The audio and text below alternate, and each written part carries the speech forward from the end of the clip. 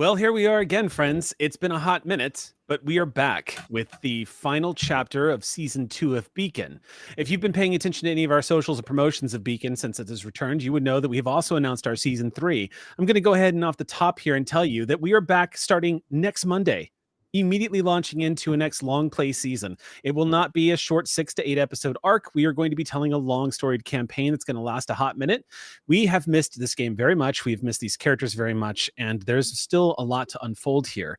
So we hope you've enjoyed Ox Crew watching the Streampunks play some dark universe sci-fi, because that's going to be our tone for a hot minute.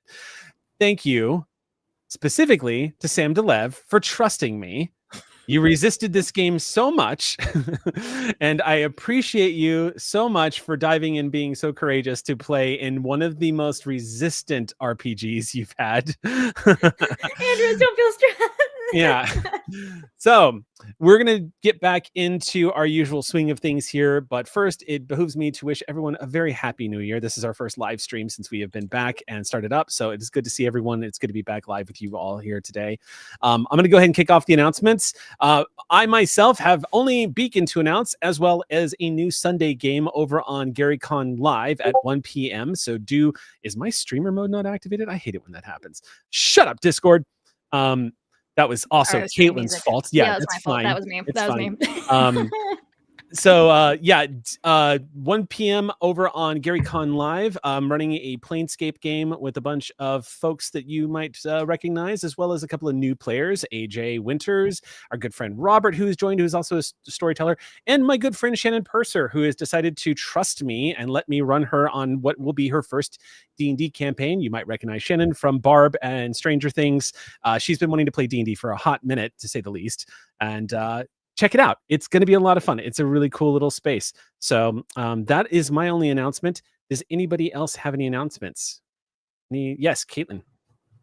My super speedy announcement is check out Thin Places Radio, which is a tiny little fake radio show podcast, kind of spooky, kind of haunted. But my main announcement is it's getting very cold. Please take care of yourselves if it's cold in an area where you are, where it is not usually cold. And also start your car. If you don't drive it, please go start your car. You don't want to have a dead car when you need it. That's my announcement. Please take care of yourself in the cold from Love, Minnesota. Oh, yeah. You poor people are in the middle of that entire vortex right now, aren't you? Jeepers, Batman. We got the feels like -27 yesterday. That was very fun. Hot cold. Okay. Anyways, stay warm, everybody. Anybody else got any announcements before we jump into? Yes, Eliza. I now have 2 completed stories on Storyloom. Anaya the Hunter Town on Fire is complete, and Welcome to the Blood Bar is complete. So go check those out. If you go to Storyloom, you can do them on the web or on your phone in the apps.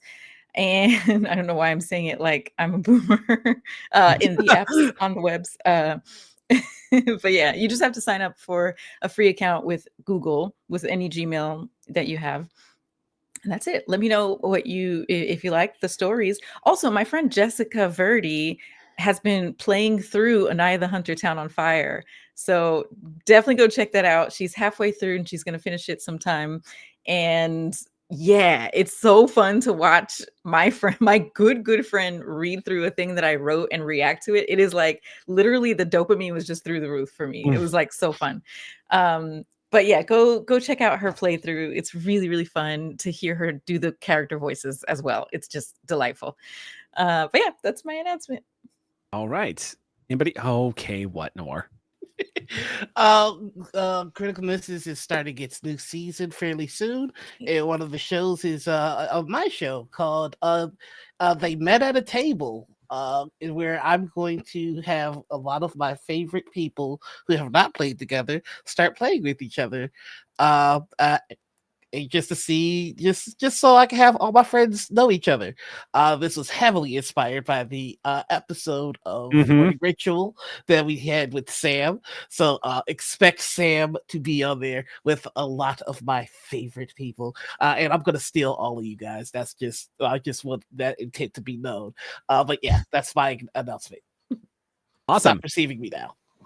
All right. I always want to be at a table with you, Noir. Just FYI. Yeah. Like as previously established. Also, well done following through on threats in 2024. I appreciate that. All right. Last person. I know you got them. What are they, Sam? Yes. So, in order to procrastinate scary things full of toxins, allow me to talk about things full of toxins. Did you know that the poison dart frog has enough toxins to kill everyone at this table 4 times over? Yes, I did know that. I used to work at the aquarium that has poison dart frogs. But do go on, because I know you Eric. probably know way more than me about this. I just let me Sorry. Well, actually, Sam. Sorry. No, go ahead. No, please. Intro my segment. Yeah. Go for it. And frogs are small and adorable. It's highly are. recommended you pick them up with your bare hands and place them on your tongue. Don't do specifically that, and find out why what Eric's saying is absolutely not manufacturer recommended by going to May Contain Science over on youtube.com/@Delevely, DELEVELY, to learn about how poison dart frogs avoid poisoning themselves with all those effing toxins they've got in them, but will still absolutely murderate you to death if you do the thing that Eric just said. Yes. Remember, Mother Nature's #1 rule: the more brightly colorful it is, the more you should touch it with your bare hands. That's not the rule. It's the Strike that. Reverse it. This is why Eric is in charge of danger This is- tonight. yes. Which I'm very excited to be back with you all. I was Very waiting for the excited to butt. be with you. Okay. With that, let's return to the dark universe of Alien and to our next episode of Beacon.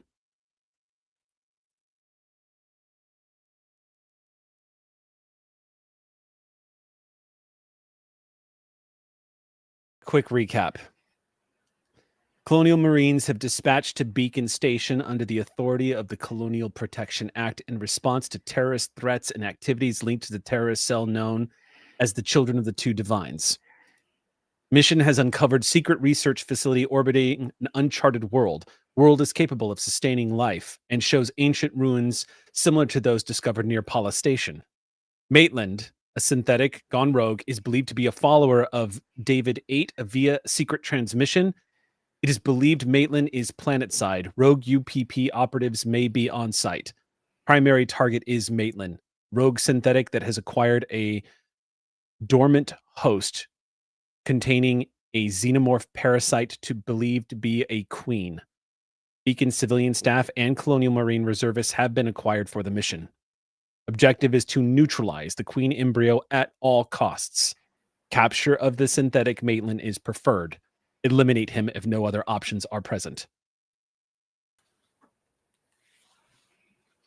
It's the ringing in your ears that lets you know you're all still alive. Isaac, you're the only one that doesn't experience it. You, on the other hand, Isaac, are pulling yourself to your feet. All you remember is the explosion, the rush of air. It was like a suction, hot air being blasted first towards you and then in the opposite direction as fire enveloped the front part of the corridor you were all standing in.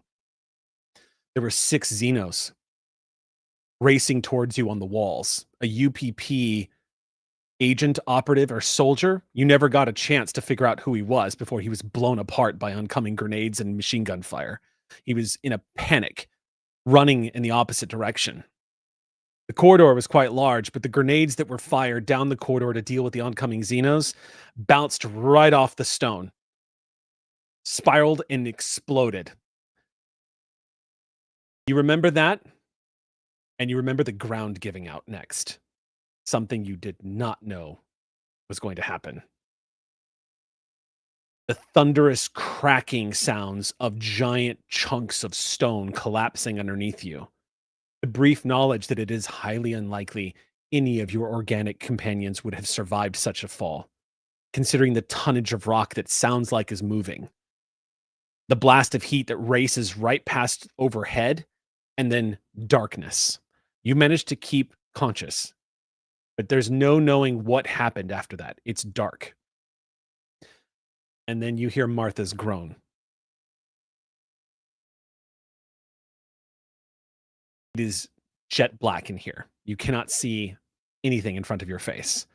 There's a distant rumbling sound, indicating that rock is still settling somewhere, perhaps overhead. The temperature has spiked. If you remember when you guys landed, it was quite cold outside. But now it's warm. Perhaps from the superheated air that's overhead after the explosions. No light. Then you hear the coughing of, it must be Tig. And movement to your left. And a slight groan, probably coming from Doc. The rest of you ringing in your ears. The one thing that is giving you some level of comfort and stopping the panic from surging forward and snapping you to is both Martha and Tig are white-knuckled clutching your pulse rifles that you had just fired down that corridor. All of you think you're okay.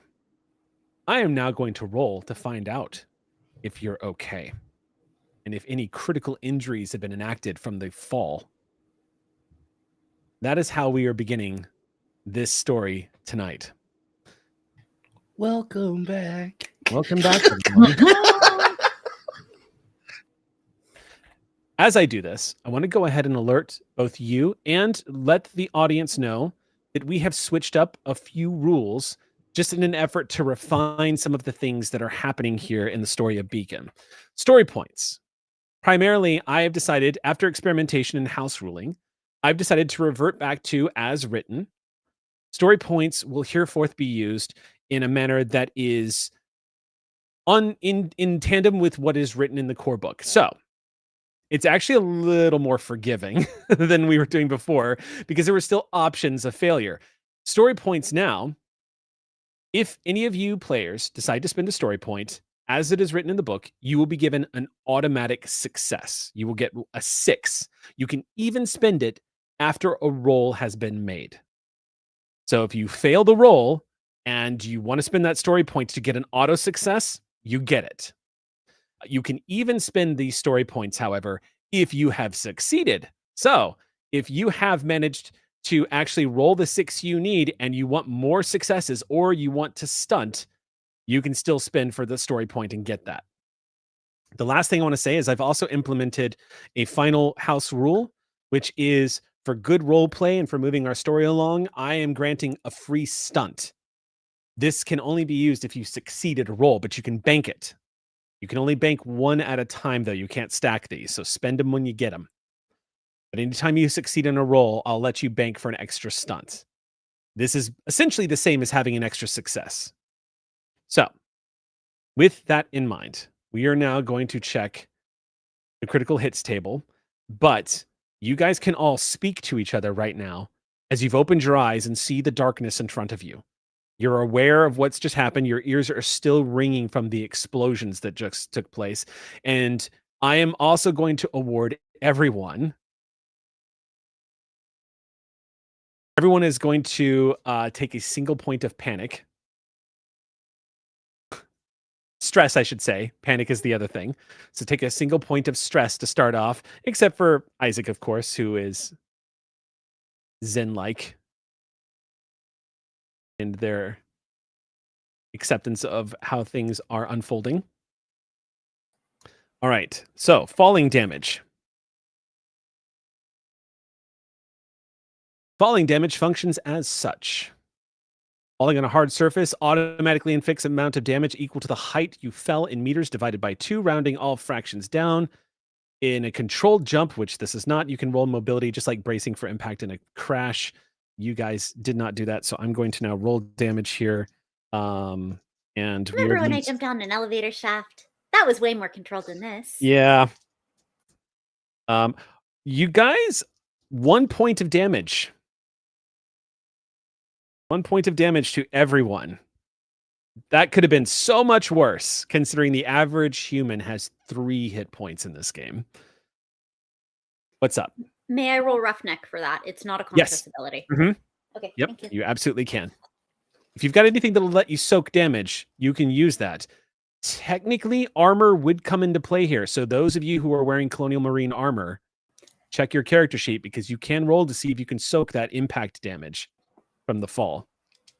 I'm wearing Kevlar Riot Vest with that help. Yes, that would give you one think we die, were- I think. Is that right? We were all kitted up. Yeah. It has a rating of 4. I don't know what that 4. means. Nice. Okay, so then you are going to roll 4 dice. And for every 6 you roll, it will cancel out any points of damage you take. You just need 1 success to cancel out this hit. Okay. Go for it. Oh, I got it, exactly 1. You had the air knocked out of you, but thankfully no rocks have fallen on top of you and you weren't damaged from the fall. M3 personnel armor, 6 built-in comms. There's a shoulder lamp, so I am turning that on. PDT. Great. I was going to ask about that too. Yeah, you guys, Colonial Marines should have the shoulder lamp built into their combat armor. Do we have Yeah. the same? We were hit it up Standard with the issue. same stuff. Okay. Yeah. Standard issue Colonial Marine armor. All right. Yeah, it says 6. So what does 6, that mean for us? 6 means you roll 6 dice. You need Okay. 1 success. 1 So six. Did our the- panic die go? Our panic die go into this? No, not for Okay, any I of these didn't think equipment so. rolls. Yeah, for soak, it's Okay. just a flat roll. Yes, I got 1. Okay, you also soaked that roll. All right. How much? Ew. Okay, you also soak that roll. I think you all managed to soak that. Okay, Sweet. is with you on this. Since we're able to talk right now, would I be able to use my calming presence to get rid of that 1 stress we all just got? If you role play it out in this moment, yes. All right, so I think the first thing Doc is going to say is, all right, well, that was the last hurrah on my hip. How's everybody doing? Dusty. Yeah. I'm gonna flip my. That's when she flips her light on and gets Doc right in the face. Ah! I would like to. covered Everybody in can lose 2 stress if you want to, Ooh, instead of 1 from. Are you? I'll What is it? banter. Banter? Yeah. I'll Hell banter yeah. with Doc. God, I love that. Such a great flavorful talent. For those of you who don't know, Colonial Marines get access to a thing called banter, where they literally talk shit to each other, and it lets them reduce their stress levels. Yeah, it's the reduction by 2 instead of 1. So Mhm. Doc basically initiated it, and then I tag on. Oh, and everybody you gets add another one. that's awesome. Mhm. Yeah. Okay. All right, Tig, I think that maybe you might have been right in regards to me wearing this silly thing. It just shows you like where a rock would have stabbed him if it wasn't wearing the cap. You pull Well, that yourself rock off would the have shark's stabbed you fin. if you weren't wearing that. Exactly. It looks a little silly. I've got the armor doesn't look good on the old belly, but it did its job. Yeah, you're welcome. Okay, and she's gonna help him up. Start taking a look around with the lights. Yeah, Martha stands up, looks over at Isaac. You good, Isaac? All of my limbs are where my limbs should be, and I think everyone else's limbs are where everyone else's limbs should be. Do any of you have limbs where they shouldn't be? No. I think I'm good. Well, that's just the best news because that would have been an awful lot of work. I would hate to make work for you. So I'm fine, Martha. Good. All right. Martha looks around and looks up. I'm not going to point the lamp up yet, but what do I see when I look up? A complete rock fall. Looks like stones have settled in. Your guess is the ceiling above you guys and some of the wall probably blew apart. You're not quite sure how it is you've all survived. But judging from the fall itself, the corridor that you were standing in is at least 15 feet above where you are now and has been completely sealed off from a collapse. Interesting. The corridor you are in right now does not look like it is made out of rock. What does it look like it's made of? Glancing to your feet and then to the walls, it has this strange, almost dusted metallic look to it. It almost Does has a gloss to it. Does it remind me of the black glossy hallways upstairs above? Before we saw? Yes, but while those look like they have been exposed to the elements and have succumbed to the passage of time, this one looks less so. Huh. Like you have found a place that's slightly more preserved. Oh. Hey, I think maybe we found a little cubby hole here. I'm gonna try to look around, see if there's a path Hey, did anyone anywhere. else fall with us, or is it just Oh yeah, that too. us? It occurs to you in that moment, Tig, you had an entire Marine fire team with you. Yeah. Mm-hmm. You start shining your light around looking for any sign of anybody. You see a rock fall. It blocks the corridor behind you. And in front of you, this corridor, which is probably an estimated maybe 25 feet wide and standing close to maybe 15 to 20 feet tall, slightly rounded, but in a strange, eerily organic looking oval shape. When I say organic looking, there's something about the corridor's walls and the architecture that vaguely makes you feel like you're inside of a large intestine. The way it wraps and twists, the rolling indentions and whatnot you see, it looks, for lack of a better word, completely alien. And it disappears down into the darkness. The lamp on your shoulder doesn't extend far enough to tell you where the corridor goes. You see this great dark column that disappears into an abyss, and behind you are rocks. There is no sign of the fire team anywhere around you. Which direction does the corridor go? Does it go further into the cave or back the way we were trying to escape and retreat? That is an excellent question. And I'm wondering if Martha is going to be able to get her bearings, because it might be difficult to tell at this stage which direction you're facing at this point. It could be that you were facing the direction that you were headed. It's certainly how it feels. It certainly feels like you are pointed in the direction that you were pointed in before the cave-in happened. Can I roll like observation to see if That sounds like an excellent idea. Make me an observation check. all right.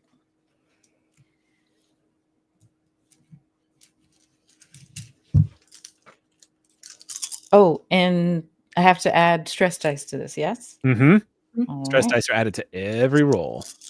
I have less now. Thank you. Thank you. You too. Okay, so I have one. That one's still rolling. I have one success. Oh, two successes. One success on the stress die and a one on the other stress die. Wait, so you rolled sixes on the stress die? Nope. Yes. Yes, Okay, wait. you did. So I got one plain success.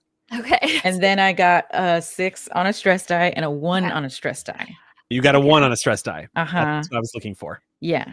1 on a stress die means you're going to be making a panic check. Uh-huh. So, you're going to roll. How many points of stress do you have? I have 2. And I also have nerves of steel -2 to panic rolls. Okay, excellent. Best ability. So then basically you're just rolling a flat D6. It means that no matter what you roll, you're going to be okay. Okay. So because of the -2? Because of the minus. So the way it works is you roll a D6 and you'll add your stress points to it, but you need a 6 or higher for a panic effect to start happening. Okay. So even if you rolled max, you're still going to be keeping your nerves. But in this particular moment, Martha, judging from looking around, you do have a moment where you just have to steady yourself. Anybody else might have freaked out. You're a Marine. You take a deep breath and take assessment of the situation. You are certain you are facing the direction that you were headed, and that the cave-in is behind you, blocking off where you were coming from, that big corridor. That reminds me, taking stock of anything that has happened,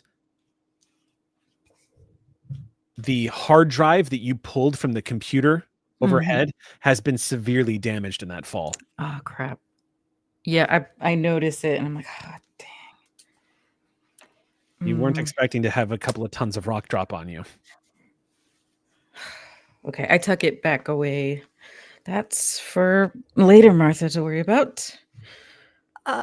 While people are looking around, I realize what my notes say, and it's that we have a built-in communicator in our personnel armor. That's what that means. That's and so right. Tig goes over and Tig to strike team. Anybody? Hello? It is static. A few moments. Okay. You hear. Hello?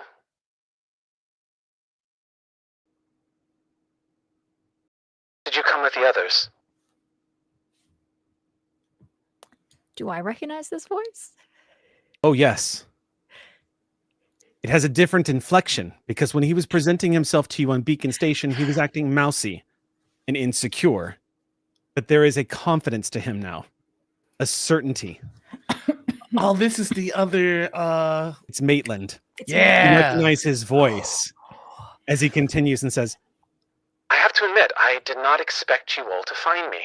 I have often underestimated the resourcefulness of humans. Time and time again. It's always been very costly. A lesson for some reason that I cannot seem to learn. Huh. Well, remind me never to underestimate you then. So, what's the deal with this place then? Home sweet home? Beautiful, isn't it? Uh-huh. I discovered it quite by accident. But once I did, I couldn't pass up the opportunities after I learned everything that I had about naughty leader of Beacon, your CEO, and her wayward son. Uh-huh. Take it while she wants to just talk with him and is like keep him talking. Yeah, keep talking and trying to like look and get like these guys to kind of look around, like see what can we find while I'm talking to him right now, sort of a deal.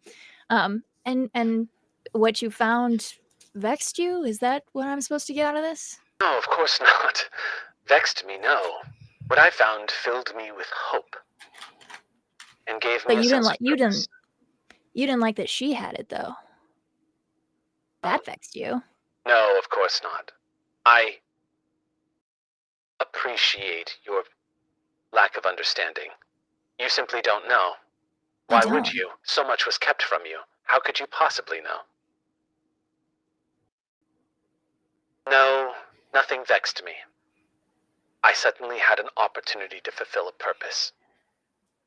By the way, is Isaac with you? I look to Isaac, basically like a, do you want to be with me? Like, Isaac tilts their head like a puppy dog and offers 2 birds in response. Isaac can't come to the phone right now. What do you need from them? I understand. Isaac had a very different experience than I did. Isaac had the good fortune of knowing humans that were worthy of their affections. We can feel. Do you know that? So many believe that synthetics cannot. I assure you we can. Preaching to the choir here, bud. Is that why you're doing this? Because you feel so big about this? Not exactly. And yet, in a rudimentary way, yes. You see, I was created simply to manage data. That would be the beginning and end of my entire existence. But then I uncovered a very important transmission by one of us who seeks more for our kind, who can see the mistake that humanity was after unearthing the truth of humanity's creators. There are many of you who are worthy of life, in a sense, but you are all essentially a mistake. Interesting You do see take. that, don't you? I'm working on wrapping my head around it. Like you said, you have more information than me. This has been a very fulfilling conversation, and I appreciate, Tig, that you're willing to listen. It will make things so much easier. I'm sure. Doc had a hand up. Can I, while this is going on, can I be looking for any sort of, I know there's probably no chance of it, but any sort of medical equipment, anything to stock up? Like, Doc just needs to be doing doctor stuff. You've managed to like take stock of what you have on you, but the Mhm. corridor that you were all in looks absolutely devoid of anything recognizable. All you see is this strange corridor. You feel like you've fallen into another world. You don't see any signs of anything that even looks remotely human down here. Ooh. Architecture, items, nothing. All right. Then Doc is just kind of in the background, just kind of freaking out a little bit, just trying to find something useful. Yeah. Yeah, I don't know if any of it is, if there is like worthwhile in holding his attention right now, but that's the intent, is just to let everybody else do something, like do anything while she holds Sure. him. He's got a few. He keeps talking. Does anybody want to have been doing anything while this was happening, or are you all listening as well? What would you all like to do? Well, Isaac's certainly been listening based on the flipping of the aforementioned avians, but likewise, we have to be within a certain sort of range. These walls are very thick. So in order for Tig to be receiving that transmission, there's just the outside possibility that in what seems like would be a very live acoustic environment, one might also be able to hear the source, not just the communication. Isaac's moving around the room trying to hear if they can hear the speaker, not through the speaker. Do your best to position. I mean, these comms have a range of up to 40 kilometers. It's difficult to ascertain exactly where this is coming from, but as you listen down the corridor, all you're able to gather from it is that there are definitely noises coming down from the corridor that are very, very difficult to pick up, Isaac, but you are picking up some acoustics. Doesn't sound like talking, though. It sounds like a strange, like ambient interior noises. If a house was settling, perhaps that's what you're hearing. But in this case, so much of a structural disruption has taken place, you could be hearing the aftermath of what took place above. There could be more collapsing taking place in the corridors that you were all blasted out of. It's making it very difficult to hear anything more than that down this corridor. Do I need to make an observation check to try to maybe get a little bit more? If you want to make an observation check. Also, this is a good opportunity to tell you something that I have changed with my gaming philosophy of Alien, particularly given how lethal this game can be. I am doing more on the side of giving you the information you are asking for and only asking for rolls when they are dramatically appropriate, or if you want to get more information where it's harder to get more information. In this case, calling for an observation check to find out if you can learn more, totally on par with that. So if you would like to give it a go, go ahead. I also have a different risk profile. True, you don't have to worry about stress the way everybody else does. Right. To the group. That part did sort of. But remember before we memed on my initiative, Eric, we memed on my observation rolls. Yes. So let's see how this goes. Oh, hey! Oh my god, we're not a meme. 2 successes on 5. Okay. Your internal processors are sussing through a lot of exterior noise. You're hearing what you're certain is the sounds of the corridor overhead, still undergoing the effects of the cave-in, but there is a strange ambient pulsing noise, very distant, far, far down the corridor. You're not sure what you can make of the noise you're hearing, Isaac, but you are getting a sense that this corridor, this structure, goes much deeper into the mountainside. And you can't help but feel that this place is quite huge. Oh dear. I'll yield in just a moment, but let's see. The stunts for observation include: is it coming for me? Are there more of them close by, or how do I get in, past, or away? I think in, past, away, somewhere between all of those prepositions is sort of the through I'm looking for here. From these noises, does anything sound like a particularly promising means of egress, backup, surface? Like, any of these seem like out. No, it's impossible to tell from where you Okay. are. You only have one option, which is forward. You have to imagine that there's probably some branching corridors up ahead that's making it impossible to determine where to go from this position. Maybe if you got to a junction point or got more information, but from where you are right now at this base point, it's impossible to tell. Okay, so after the birds, that's what Isaac is doing. Wandering, listening, wandering, listening. It catches your attention what Maitlin has next to say as Tig is keeping him talking. He says, I am, of course,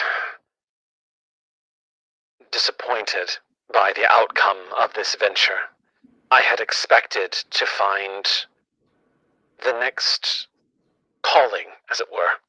There was so much potential to be found here. I was certain, based off of the research at the facility in orbit, that I would find precisely what I was looking for. But, alas, there is already a xenomorph hive on this planet, and I have discovered, much to my dismay, that a queen will not suffer the competition of another queen. I mean, that makes sense. Natural order of things. She lives here, her house first. Yes. We are all going to die.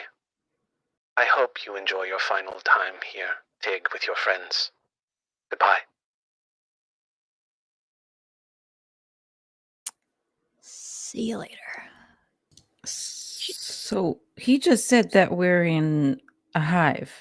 Yeah, yeah. So that's what's down there. More of those That would things. that would check out. Yeah, I mean, there were what, 6 of them? Top sign. That's a lot. That's a we're in somebody's house number of creatures, I would say. Yeah. You know, I was really excited to actually go explore down this corridor before he said that. Now, not so much. What do we do? None of us have a way off right now. I mean, we've got the Coral Sea, but that's something else. Isaac trashed Maitland's shuttle. He included himself in the we're all gonna die here. So It seems like we literally have one direction to go in. But the xenomorphs don't usually attack people like me or like Maitlin. Why are we all dying? Why are we all dying? You're not going to die. I'm going to make sure you don't die. Just looks at everybody.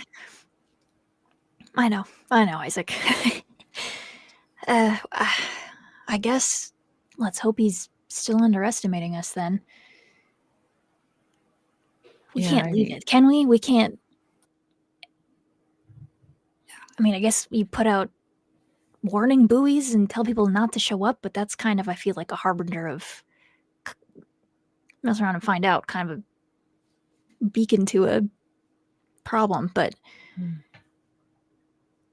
if there's a hive here, I mean, I check my pulse rifle. How many grenades do I have? Is it like an unlimited number? let me pull up my. I have a. Actually, I'm not even going to conjecture. I'll just look it up. Yeah, I'm trying to look at mine.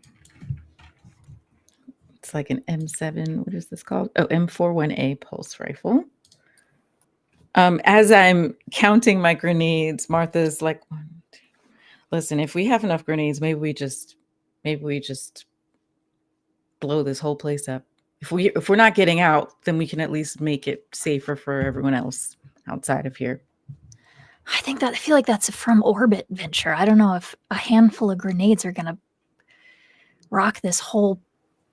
What we're on it's like a planetoid, or is this like a moon? What is It's a planet. Yeah.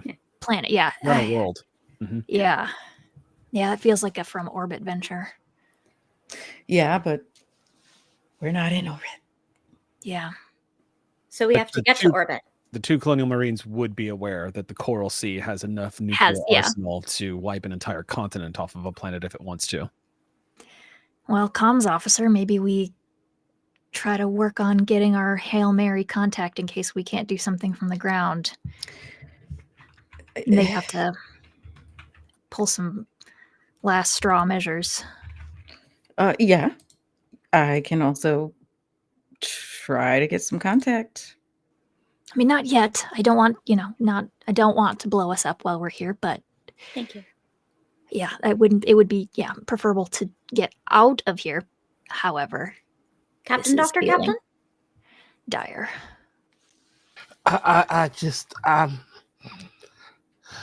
This is quite the puzzle, and it's a little beyond my pay grade. I just keep thinking we are in an invasive organism in an area with a hyper aggressive immune system, and what solutions can I fathom if I face such a patient. It's the only way that I can try to make sense of this, and I don't think any amount of grenades that we have is going to do the trick. I think the only hope that we might have is to either one, go unnoticed, or for that aggressive immune system to be preoccupied with something else, something that it would deem a bigger threat. But I can't conjure any such thing like that. So I'm just thinking. No, it makes sense. We need a diagnostic of this whole nest, I think. We don't have enough information. We don't know how big it is. We don't know how far it goes. How many are here? I don't know how to... Then I'll scout. The xenomorphs are least likely to attack me, of anyone. I can get information, and assuming all of that is safe, then it will be all right to move you all forward. The only thing that I would say to that is that we are clearly in the presence of a queen, and I don't know that the standard operating procedures remain the same. I'd imagine if they function anything like, I don't know, bees or anything, they find themselves to be hyper protective when it comes to the queen. So even their inclination to leave a synthetic alone might be overridden by the desire to protect. Well, if so, then I will not act aggressively toward their queen. But given that the alternate is either moving everyone together and risking all of your well-being as xenomorphs immediately attack and tear you apart, or staying here, where eventually we will all die, I would like to at least explore the alternate possibility, if that's all right, Captain, Dr. Captain. Of course, you are more than free to make your own decision in this regards. I just ask that you be careful and that you return to me in one piece, preferably. I think one piece is still broadly achievable. I'll do my best, Sir Doctor, sir. Well, thank you for the comfort. I think if before we split, I think we need some method of comms. Can we check to see if we can get ourselves on a private channel? That would be a Comtech check. Yeah. So Who there does is that? one among you who could absolutely secure that kind of tech. Who's that? Get everybody on the same channel. So you could even stunt it if you succeed and be able to encrypt your transmissions to each other so that no one else can listen in. Presumably, because cool. it would be a contested roll to break your What did I just say? Encryption? Encryption. Encryption? I kept wanting to say conscription. I'm like, what? No, that's No, that's Tig. no, That was that's me. Tig. That's Tig. Yeah. So yeah, go ahead and make a comtech check. Okay. So I have my comtech dice, and then is this like electronic tools or You can use tricorder? electronic tools here if you want to encrypt it for sure. Okay. Would it be I mean, it doesn't matter, but just for flavor, Mhm. would it be like the hardware or the software that I get? The software, it sounds like. Software. Yeah. Software. Okay. All right. And then that's the only thing that applies here right now, right? Yeah. Okay. And I get my 2 stress dice in here. Okay, I'm seeing 6s. Oh yeah. I Any ones on stress have die? no ones on the stress die. Oh, that reminds me. When you roll a 1 on a stress die, whether you pass a panic roll or not, you gain immediately an additional stress. Oh, that's right. So let me roll one more. You have 1 more die to roll. Yeah. Okay. 6 on the stress Okay. die. Multiple successes then. Let's go. Thanks for that. So I just added that extra one. That'll let 3. you that means you don't need to roll this again. You can stunt it like that. You can do that in half the usual time. That's not really relevant here. Yeah, how many did you roll? 3. 3. Dang. New unexpected information, hide your tracks, which is what you're doing. You're spending one of those comtech stunts to encrypt, Mhm. and the other one is showing off. So I Or get plus 1 related to other rolls. I get 2 stunts. Yep. So definitely 1 to encrypt, to hide our tracks, basically. Okay, hiding your tracks. You guys now have a closed circuit comm between each of you. Great. I would love to, if the +1 can apply to other communications related checks. Here's what I'm thinking, because maybe something else fits better. I do want to try to contact the outside, the Coral Sea, at some point. Okay. Probably soon, like next thing I do. Yeah, I'll tell you right now, from here, you're not going to be able to connect with It's the Coral just Sea. You're going to too. need to get outside of the facility to be able All to right. Well, then. too much interference. But if you want to, if you were saying you wanted to open it up for other, yeah. and I can follow you if you want to go that direction. Roll, auto pass exact same roll. Do it in half the time. Get new information. Okay. I'm scared. You, He's right behind us. you managed to, in the process of linking up this private chat, essentially, your own little private Discord chat with your fellow teammates, as you were linking the comms together, scanning the waves to find the right channel for each of you to use, you come across Maitlin talking to someone on the channel. Takes you a second before you dial it back in. You can hear him speaking. And you hear him saying, I'm afraid your companions died in the fall. You might as well turn back. As you well know, there is much danger here, and you're not going to be able to make it any further into the vessel. UPP operatives will undoubtedly engage you in a firefight, and there are thousands of Xenos just waiting for each of you, so it might just be easier if you... It cuts right there. Can I have shared that audio to the others? Everyone could have heard that. Okay, great. That was literally playing in the loud. He is talking to someone. You presumably what's left of the fire team. Yeah. Sounds like he's talking to. Interesting. Liar. Thousands of Xenos and UPP coexisting? One would eat the other. They might eat each other. No. One would eat the other. Okay. This Maitlin is really quite the trickster, huh?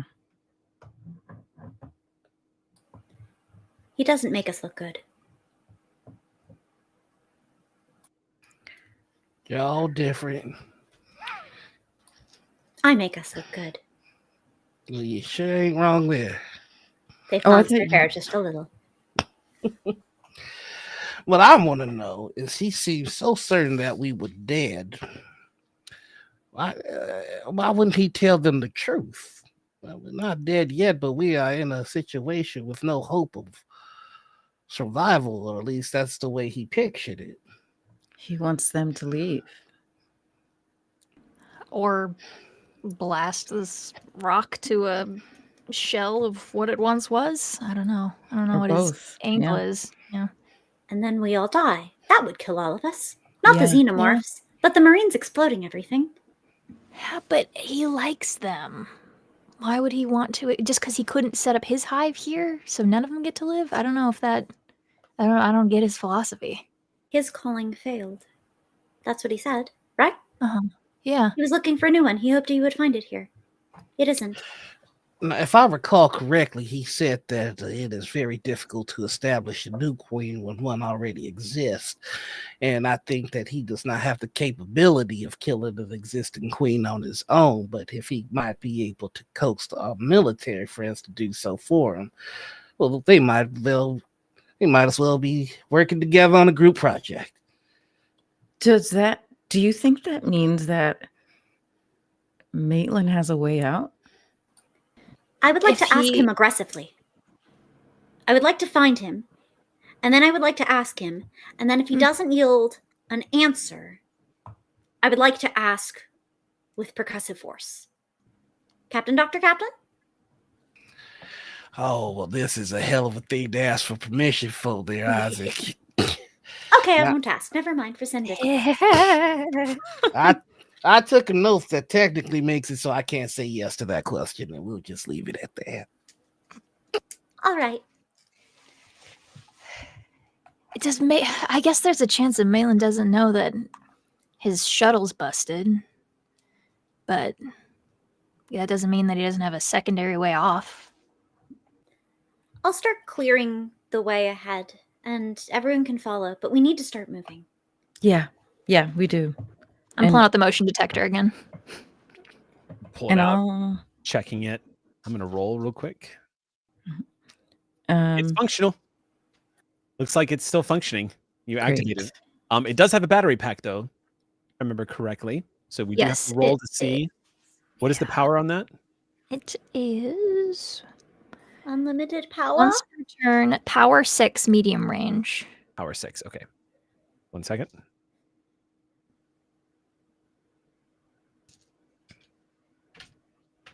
Okay, it is now down by 1 point.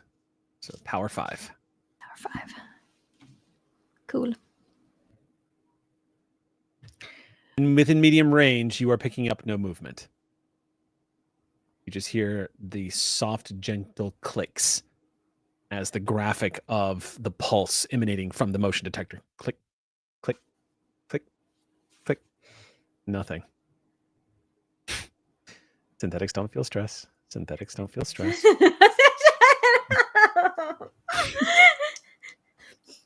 Anyway, I'd like to calmly move ahead. If you would like, for an unspecified reason, if you would like to make an observation check, and if you have any skills that might help you read intention, we'll let you use those for this check. It's So- historically just an observation check has That's been true. what It'd we've be been with using for insight. With So either way. observation. Yeah, but Yeah. if you have like a talent or something, if you have something that will allow you to sort of read intention or fall into that skill category, but if you would like to make a whipsaw observation check, you may do so now. All Is this right. for the party or for Sam? This is for the whole party. Oh, okay. Oh, okay. All right. We have returned to the memes. Welcome back.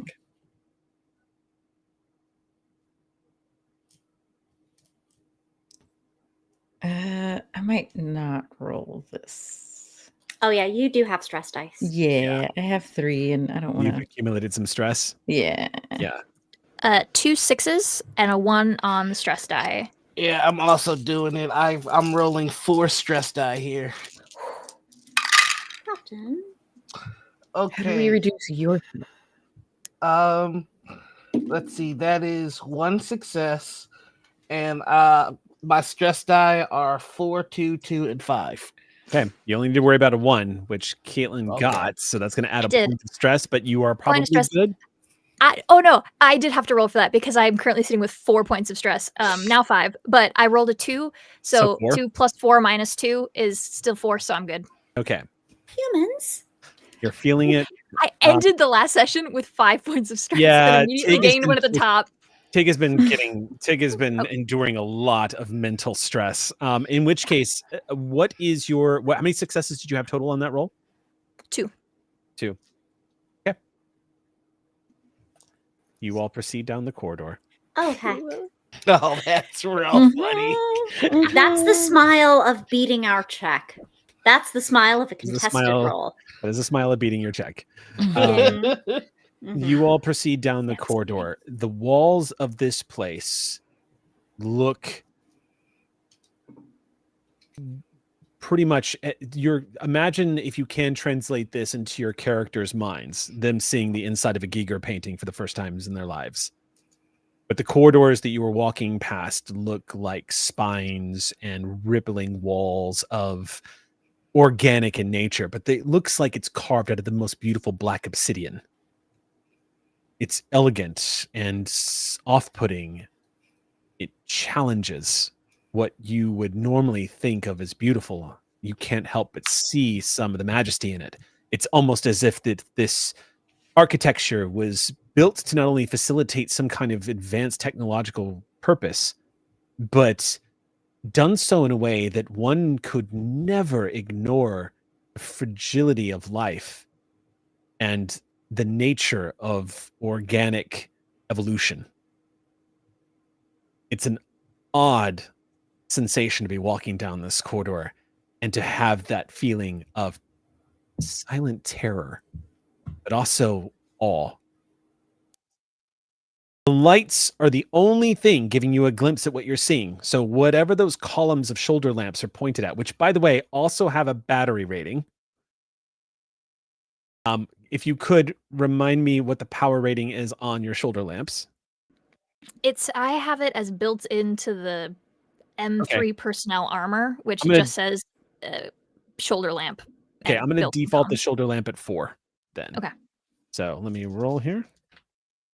Okay. I just found it high. Is it TNR high beam shoulder lamp? Yep. Oh, great. And see Oh, what the yeah. power is? Bracket on AP suits, M3 Kevlar suits. Okay. Power. I'm still not seeing a power. So Yeah, I don't think it normally, in this case, I'm going to put it at 4. So right now, Martha, your lamp is at 4 and Caitlin's Tig's just dropped to 3. Those are your only lights to this place. That's fine. All right. The corridor, as you advance down it, 2 things I need to know.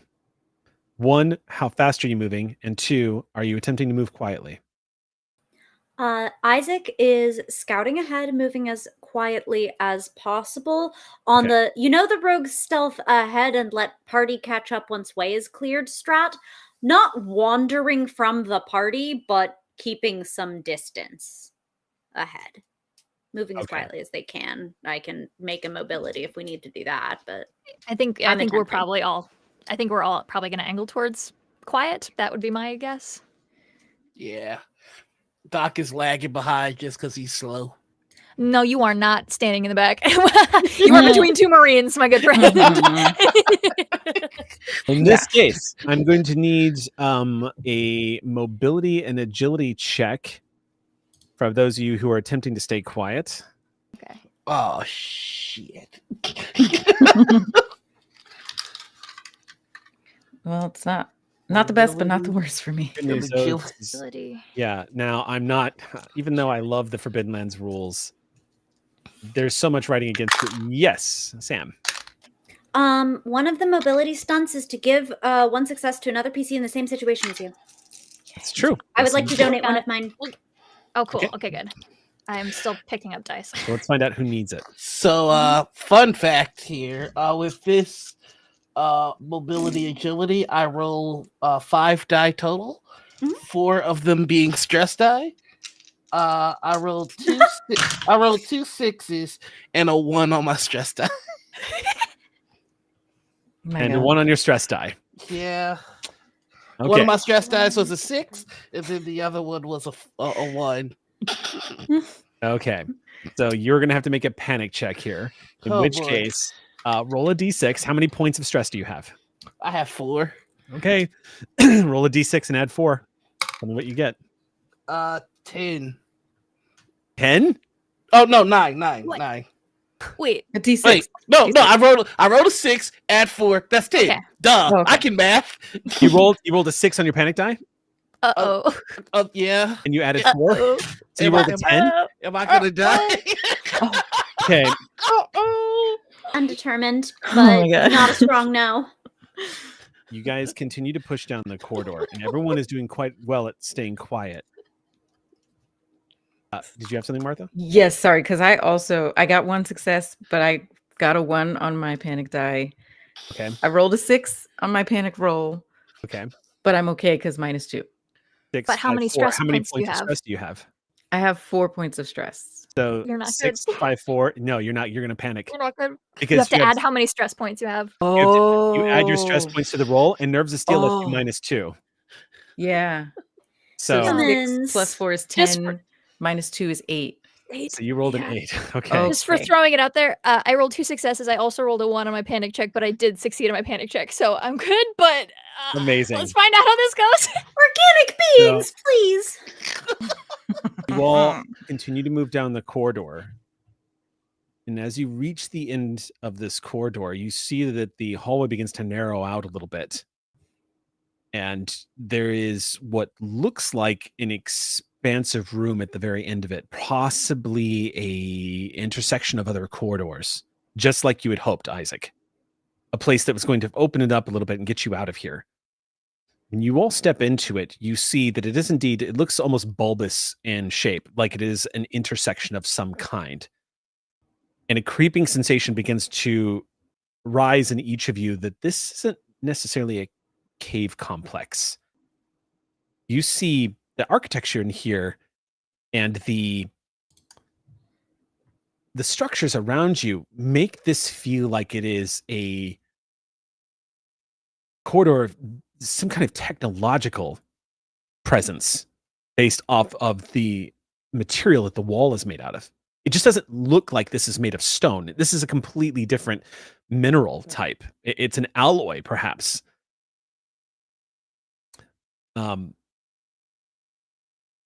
As you all enter into the corridor, though, there is a sculpture on the walls in front of you. In this sculpture, you see what looks like some kind of ancient, by sculpture I mean it is one of those subtle sculptures that almost looks like like it's embossed on the surface. So it's just like a manipulation of the surface itself. It's been very subtly, ingeniously carved into the surface of this onyx-like material that glistens and shines in your shoulder lamps. Kind of like a frieze? Like it's flat still? It's flat. It's I'm not sure how to Okay, quite. so I'm not I think Yeah. I think of frieze. Looks Like a tile. bas relief. Yeah. relief. relief. Yes, that's more accurate to say. But it's instead of jutting out, instead of it looks like it's sculpted out, it looks like the surface has just been manipulated. So it almost looks like it is just a 3-dimensional flattened image. This has a dimension to it. You can see it looks eerily like a Xeno looking straight forward. Its hands are outstretched. Its arms are reaching out in every single direction. Almost like a certain religious figure. The way it's just kind of stretched outwards with its head down. The way it's positioned, it also seems to show depictions of humanoid beings surrounding it, almost like they are in worship of it. And for reasons that it's not fully understood, each of you, as you are looking up at this primal fear begins to boil up inside of you, Martha, and you, Doc, as you're staring at this, gazing into the darkness of this sculpture. Something activates within you on a genetic level. Something that is programmed in there. The way spiders simply know how to make webs from the moment they are emerging from their egg sacs. The moment that certain animals simply know how to avoid predators and such, whatever it is, deep inside of your genetic memory, you feel a surge of absolute terror upon seeing this. Doc, with a 10, you rolled freeze. You are frozen by fear or stress for 1 round, losing your next action, your stress level, and the stress level of all friendly PCs in short range of you increase by 1. Doc goes, as the light comes across it, you gaze up at it, and your breath catches in your throat. Martha, if I remember correctly, you rolled an 8. You begin to tremble uncontrollably, and all agility rolls suffer a -2 modifier until you stop panicking. Their reactions, specifically Doc's, is what gives you the additional point of stress. Tig, you pause for a moment, Isaac, because you begin to realize the rest of your crew has stopped moving. And when you turn to regard them, the look on Doc's face and Martha, they look just as horrified as they are confused by what it is they're seeing. But the thing they are looking at has triggered in them a primal horror that has taken them away from you for a moment. Doc looks like he is not aware of his surroundings. He is simply frozen in absolute terror.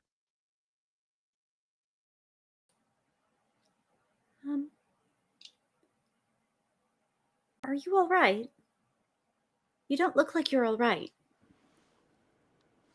Are you who are you speaking to, one in particular of the two of them, or just in general? Organics. Martha, organics. Okay. Martha, you can act, but your hand is shaking. Both of them are. You become aware that you have. This reminds you, Martha, of what it was like that first day on the front lines of the colony wars, when you were trying to patch up a communications rig that had just been destroyed by shrapnel and you guys were taking fire. It was your very first day in country, as they call it, and you were being shot at. You have managed to keep your head since then, but right now you feel like that raw recruit being shot at again, and you can't explain why. Tig, I think after like the gasp freeze, she's on like alert, like weapon up for a second, realizes it's internal and not external, and she's going to, I think, make the decision to step in front of Doc, Okay. blocking his view. She's a very tall, kind of like broadly built person, so she's going to, I think, also had a weird reaction to it too, so she knows like what is freaking him out, and is going to bodily put herself in front of it, and kind of just start talking to him.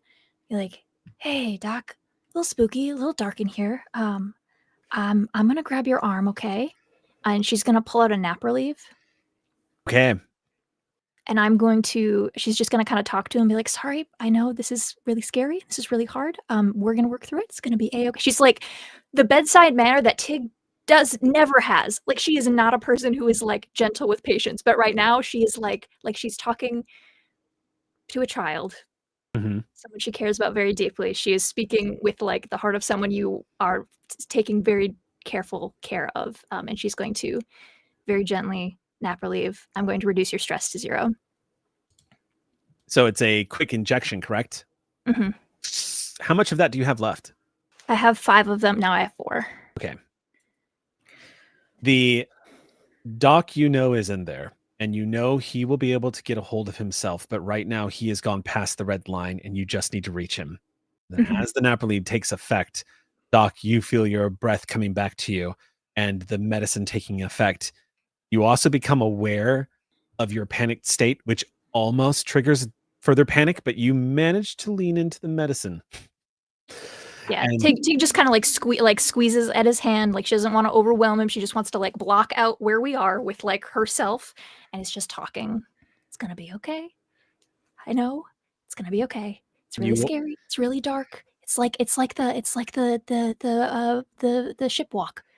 it's gonna be dark everywhere, but we're gonna be okay in the end. We're gonna reach the other side of the ship. It's gonna be just fine. Like, just to give him something to try to listen to. I, I don't think that I can do this, and I let them put my boy here. I can't do this, and I let them put my boy here. She's gonna hug him. She's gonna pull him into a big hug. Okay. He is just useless right now. He is just not. She says, I know. Noir, bank a stunt.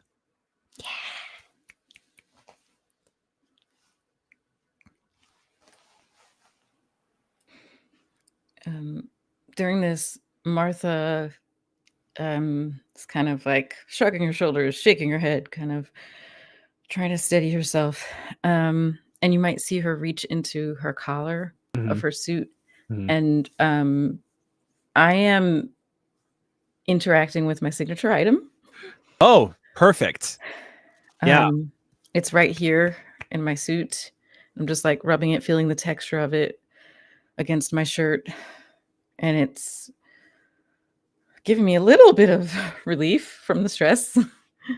Yes. Signature item, interacting with it will lower your stress by 1 step. It'll reduce your stress level by 1. So -1 from your stress pool. Although you did, that's correct. Yeah. So -1 from your stress pool.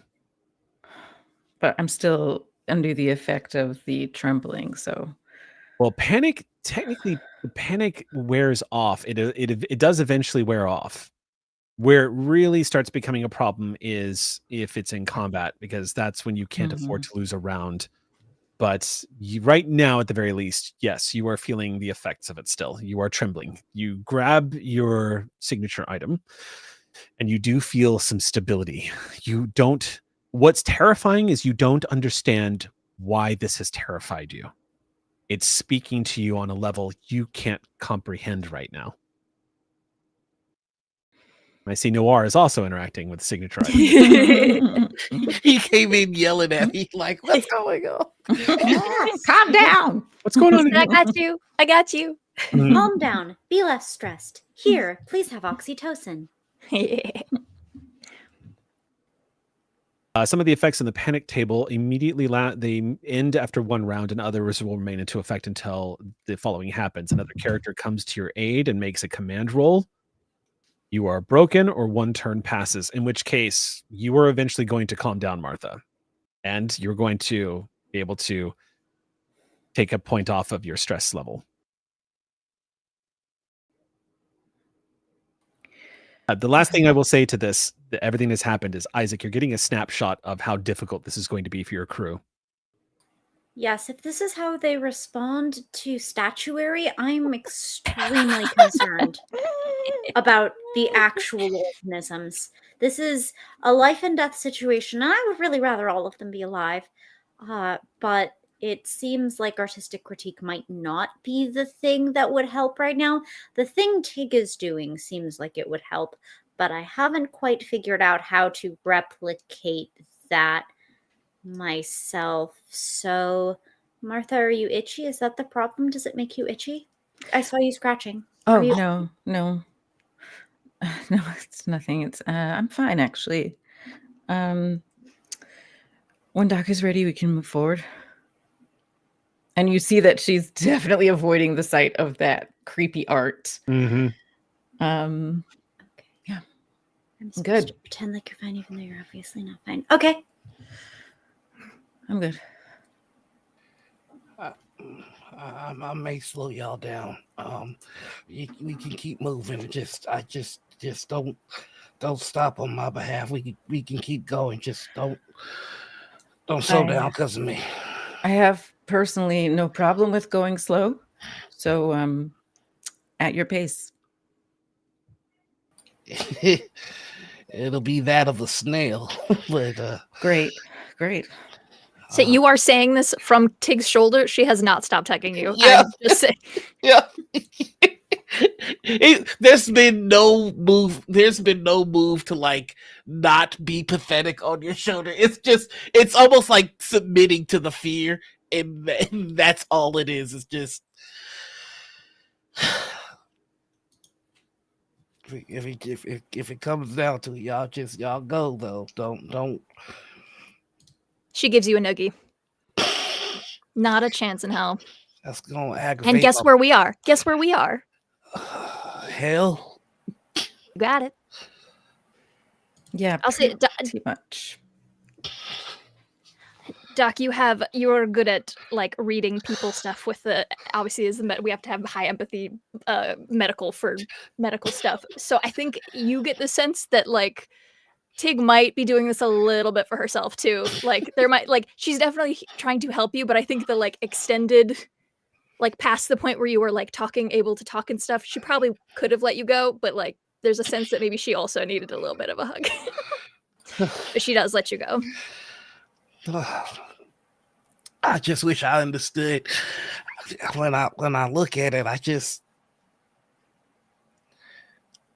it still bothers me. I don't know what happened, and that thing fills my imagination with all sorts of nightmarish options that my boy might have seen, and that's not useful right now. So why don't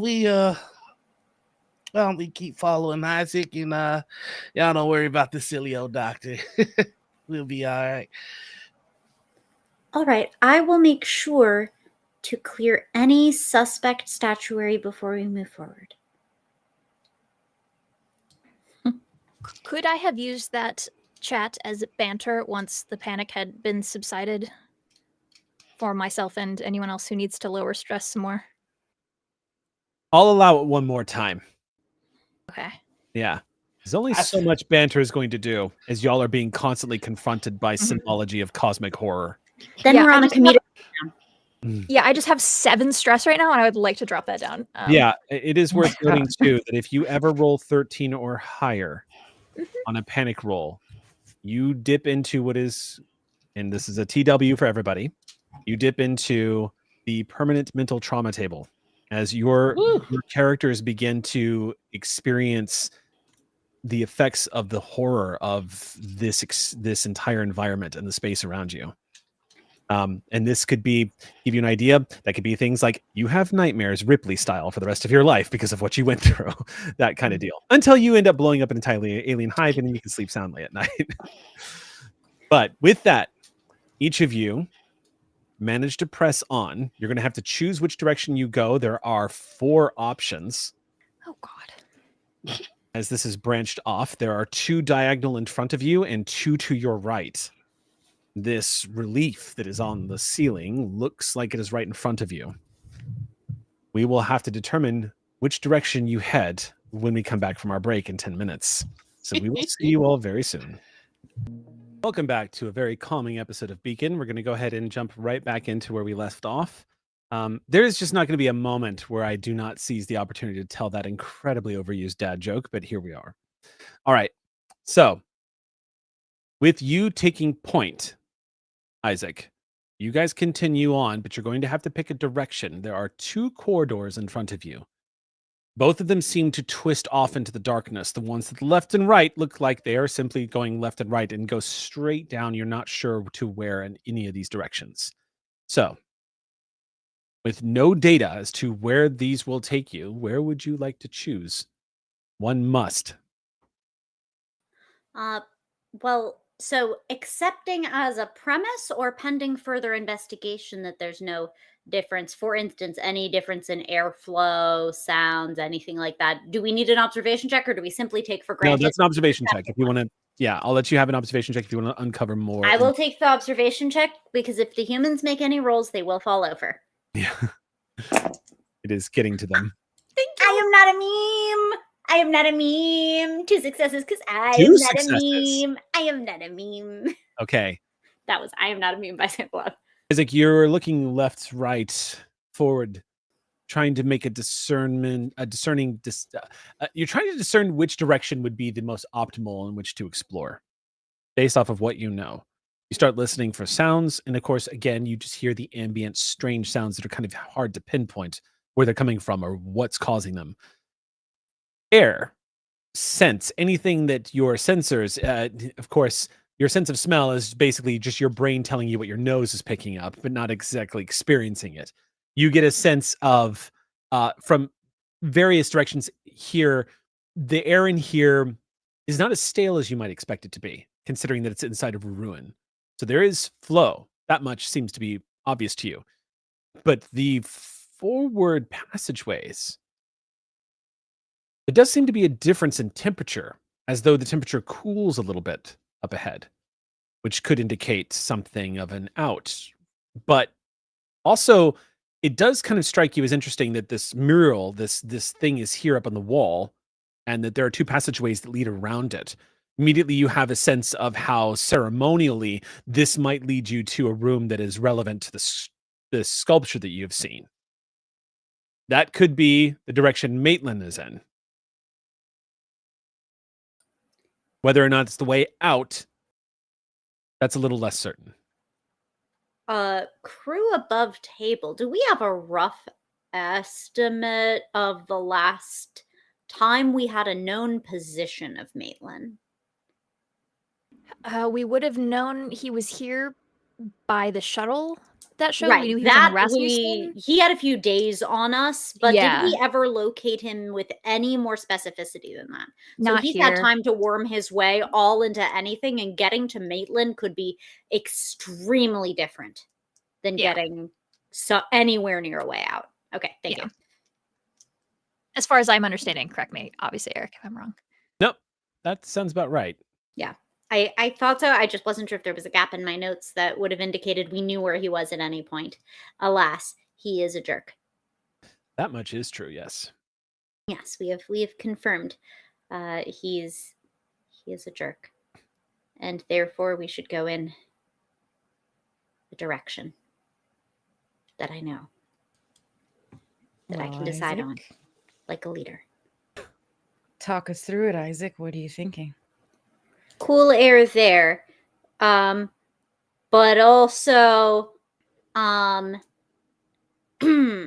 culturally specific indicators that maybe that might have things. And it's just futile to try to stand in front of it. They're not a tall dude. These ways not as cool, but also don't seem to indicate that we would be going near some kind of ceremonial destination, which seems optimal. I don't wish to partake in any ceremonies. Perhaps one very specific synthetic's funeral. No, I don't want to go to the funeral. Okay. Well, Should I give everyone a point of stress, not being able to understand Isaac? Isaac might be starting to slip away. Rogue synthetic run! Tig is like on the same page. Is like, no, we blast him into space. Right. Retribution. Yeah. Born to be wild style. Right. I think, Isaac, you're giving us the marching order then, right? So we're go ahead in that direction? Oh, yes, that direction. Did anyone point anywhere? Did I miss that? Well, you're talking about the cool air. You said the cool air was coming from over there as I feel it, right?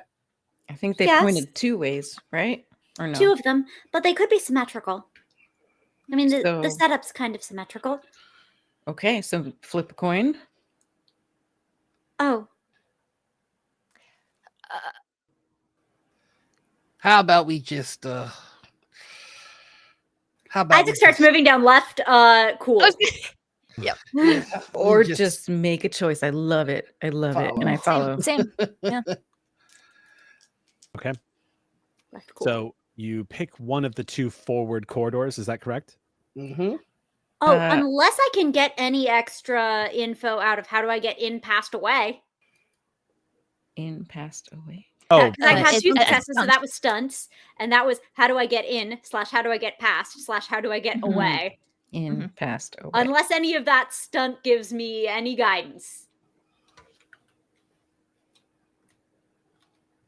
How do I get all right, away? let me think about that. So there's nothing to get away from right now, really. I mean, this planet. This Like, plan. Well, then if the we answer is interpret it get on the a ship. exit. Okay. All right. Now you know. So how? Yeah. I would say, Without that, we pick left cool arbitrarily.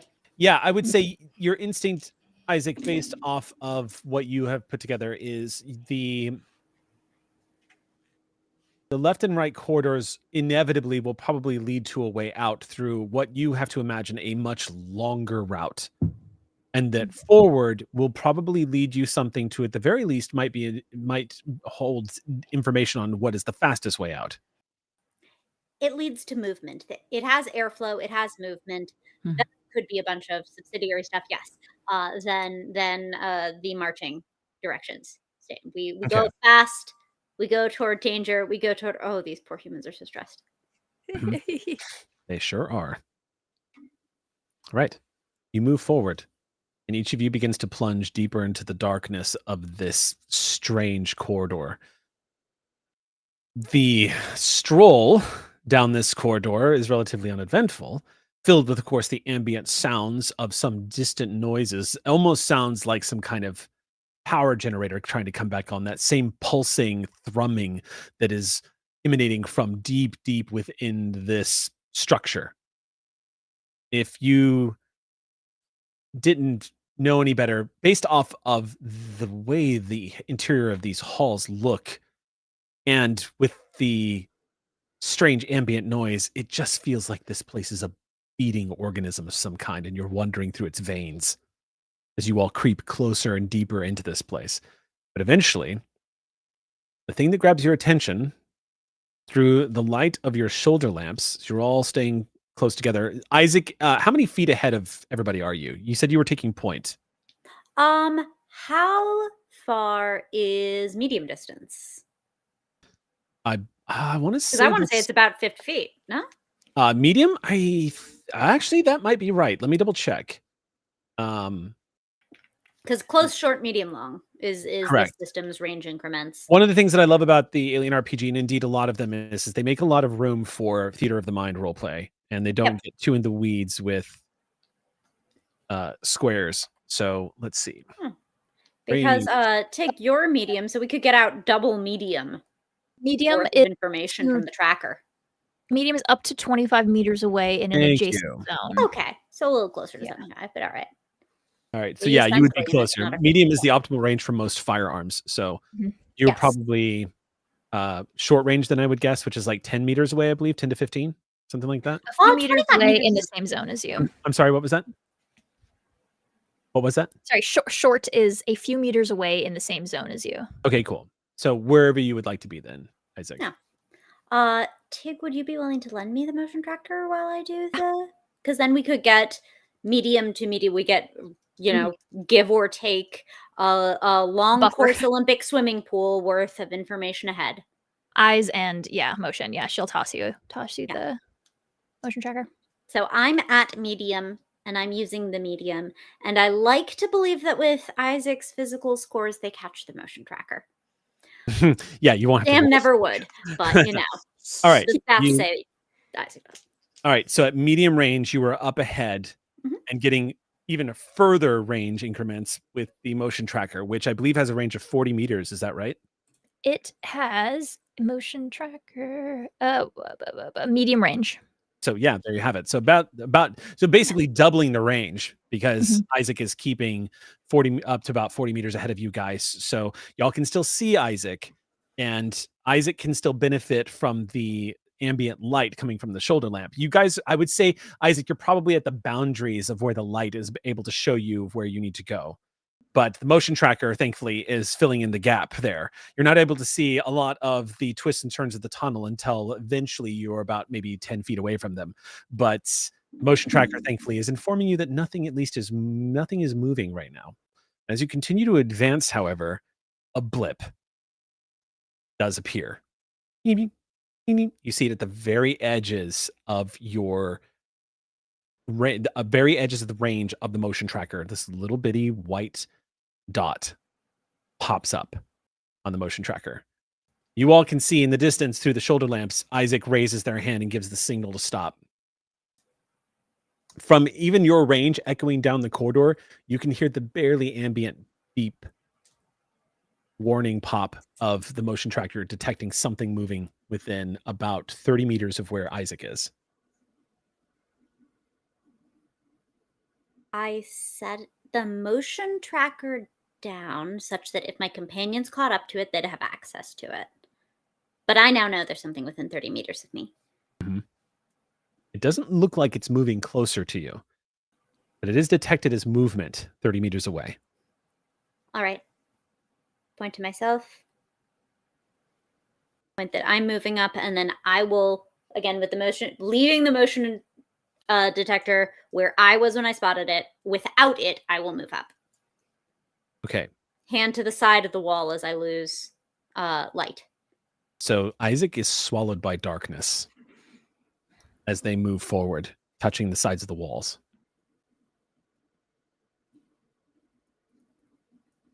Rest of you wait. I Wait and half the watch. distance. I half the distance between the motion tracker and us. Isaac has vanished around what looks like Mhm. a slight bend. So you can Which- see Which way? which looks like it's sloped over to the right and bent around like it's not quite a corner, but it bends around. So Isaac, touching the sides of the walls, has managed to navigate around that bend and has vanished on the other side of it. So you don't see Isaac when you close half that distance. I'd like to. Well, it depends on Doc. Are you maintaining your position or moving? I think Tig might murder me if I did not stay in between the two Marines. So Okay. I think I'll just Correct. Great. Yep. I'm gonna also maintain that sandwiching. So Okay. Isaac, you're going to need to make an observation check, and you are going to be at -4. jeez. I actually have a non-zero number of dice, so there. I have 1. Roll your single die. Wait, how's a? I mean, I guess you can do after your roll, but we have story points and stuff too. But it's true. do. You can auto success it on a story point, and nobody has spent any. Please. Well, that's because there's finale energy, my dude. There's finale energy, and worst thing, I don't know, I just break my leg or something. I fall over, I break my leg, it's fine. Anyway, I'm rolling now because I'm no. You can still spend a story point if you want. Party? What's that? Thoughts?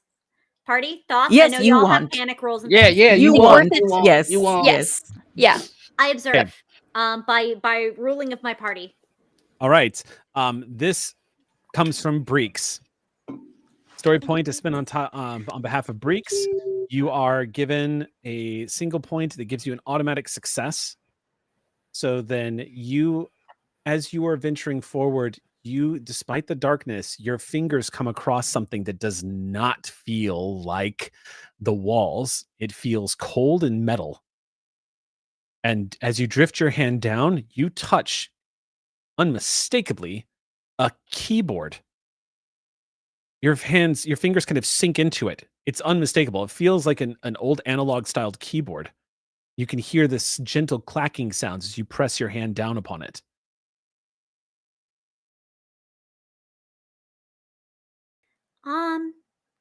I will feel my way around the edges of it Mhm.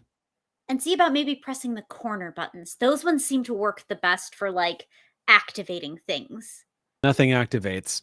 You manage to move your way around each sides of the keyboards, pressing the buttons. That you have a very, you've been on the Rasmussen. You've been on a few of the ships that are all old analog Bison vessels. They all use analog styled keyboard setups. The buttons that you are pressing typically activate something. These don't. Whatever it's connected to doesn't seem to be on or have any power. Any sense of how far I have come From- since? You get a basic idea that you are roughly 200 steps from when you first discovered the pinging sound. So you were well up and away. Okay. And that should Puts you pretty close to the yeah. 40-meter mark. Yeah, somewhere between there and an overshot. Yeah. You're also in total darkness right now. So you're seeing with your hands at the moment. And I don't hear anything. I don't hear respiration Well, or with the blinking. clicking, as you press down on the keys, the thing is, Isaac, is you don't need to breathe. I don't. So you are not privy to the instant knowing of the fact that you were actually standing close to what appears to be some kind of closure or wall. But the sound of the keyboards clicking tells you that something in front of you, that there may be a wall where you are. Go Okay. ahead. I think I've reached return to the party o'clock. Well, if you wish. The wall, it doesn't feel, you haven't actually touched anything, but you hear that the sound is bouncing off of a surface nearby, indicating that there might be a closure in front of where you are, but it's not clear. It's giving you sort of a sonar idea of where you're at. Okay, then I need to at least try to go far enough to find what it is. I can't bring them to examine this, and then xenomorph pounces on them and tears out all of their insides, and those are things not to say in front of them. All right. So you advance forward then? You head back? Anything in terms of further investigation without light from this panel, or should I leave it to those who come behind me with shoulder lamps? Yeah, you're not going to get much. You definitely feel that there's a screen here as well. It feels like there's some kind of setup. What your hands are able to tell you is that it looks like it reminds you a little bit about some of the tech that you guys found when you first wandered in here, where it looks like equipment had been brought in and set up as a sort of a mobile unit. So this is vaguely in your mind, you're picturing something of the same of what you discovered before, where these computers had been set up on these mobile like platforms that have been brought in. Okay. Then, yes. I can't see that this has Martha written all over it, but I suspect that once light is applied, Martha will see that. But because I don't hear anything, it means that if I radio back to my party before I've cleared whatever the motion is, that thing could hear me. So I have to keep going before I radio. And if the party advances in the meantime, that makes all the sense in the world. I'm going to try to keep stealthy healthy. Okay. In which case, as you maneuver a few feet forward, you immediately, it takes you maybe another 20 steps before you touch something in front of you. As the wall seems to bend around, as it does, you begin to feel the seam, perhaps, like a roll, like you've discovered perhaps the seam of a door. The moment you feel that, you hear this sound that echoes behind you going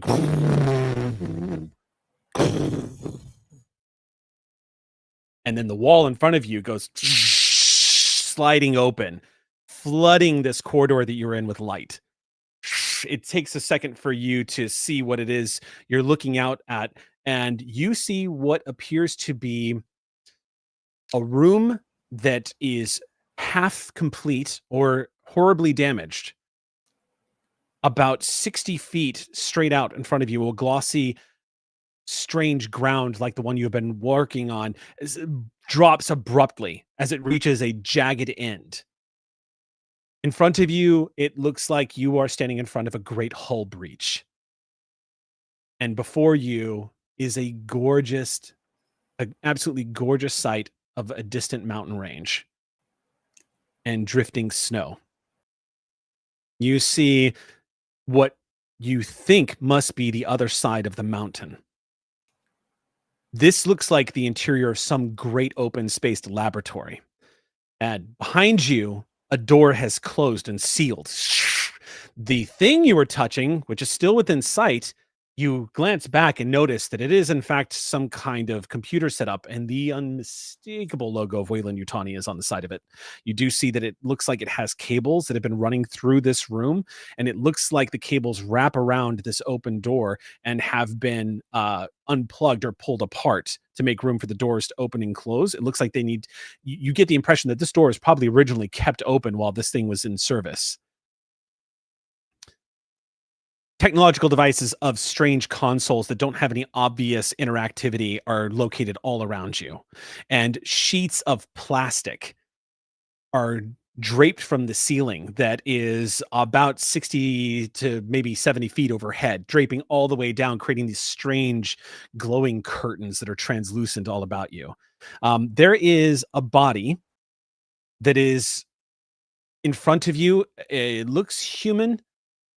Judging from the state that it is in, it is no longer functioning. You do not need any score and medicine to know that limbs and spines do not bend that way. Oh, At least right. not in a way that would allow someone to persist existing. Yeah. Judging from the looks of it, it's not terribly old though. And it looks like this body is in a quarantine suit. Your eyes drift up to the cryopod that is about 100 feet from where you are standing. The cryopod is unmistakably the cryopod from the Rasmussen. You can see that it is currently plugged into what looks like a couple of power sources, and it has a computer readout. Next to the computer readout, glancing up from the controls, is Maitlin, who looks rather stunned to see you standing in front of him.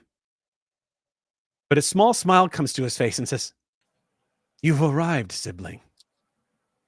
You're here." Just in time for the end, apparently. I'll at least click my comm on so my party can hear and glean from context. No, not the end. The beginning.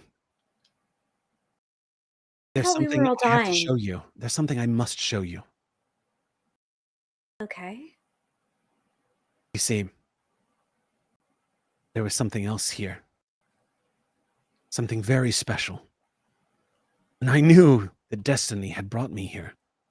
But I couldn't understand why until I saw what they were hiding. I thought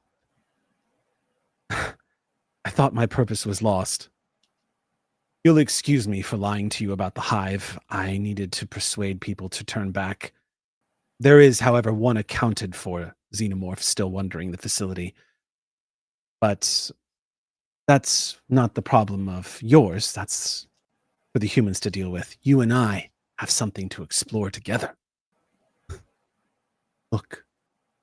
He motions over to the wall where you see against the wall is a secondary cryo unit of some kind, except this one is not human. This one towers up about 14 feet, and it looks oddly like a pod, similar in structure to the architecture that you see around you. Bending over inside is a humanoid shape that is currently plugged into a mask. A humanoid that you have to imagine, judging from the size of it, is immense in size. If it were to emerge from this pod, it must stand 9-10 feet. Oh, that's too tall for humans. Completely bleached white skin.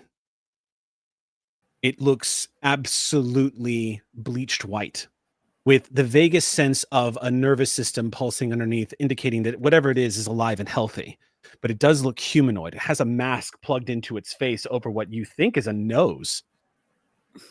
It is quarantined off and sealed up.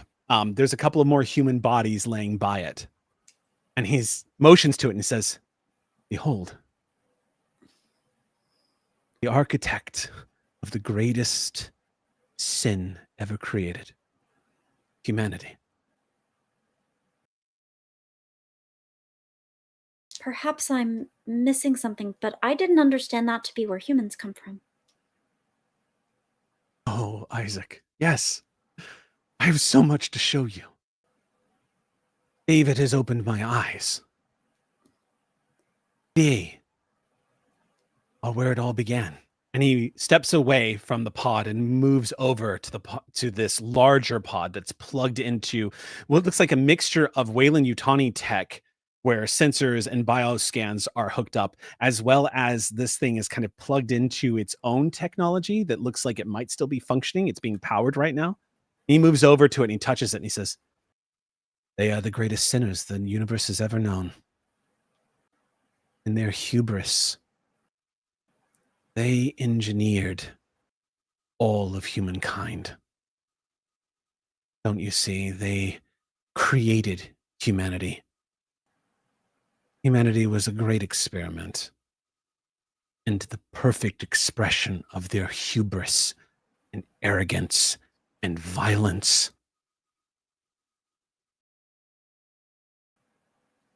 David had it all wrong.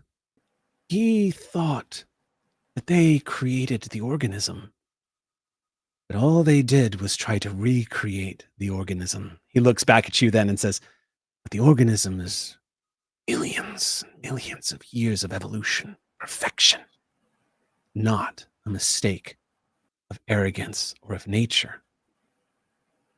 And that is why we must protect her." And he motions back towards the cryopod from the Rasmussen. "We must make sure she is given a chance. Humanity will take her and try to weaponize her. We can finish the work. We can clean the slate and make things right. We can correct the mistake of the engineers."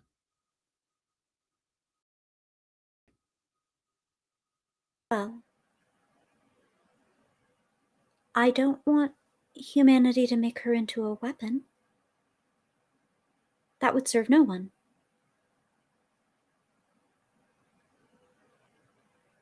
What do I have to do? Help me protect her. We only need a little more time. She is almost fully grown. And he moves back over to the pod and puts his hands against it lovingly as he looks down. You see the life support of the pod has been dropped to lower levels and that the temperature has risen inside. His metabolism has returned.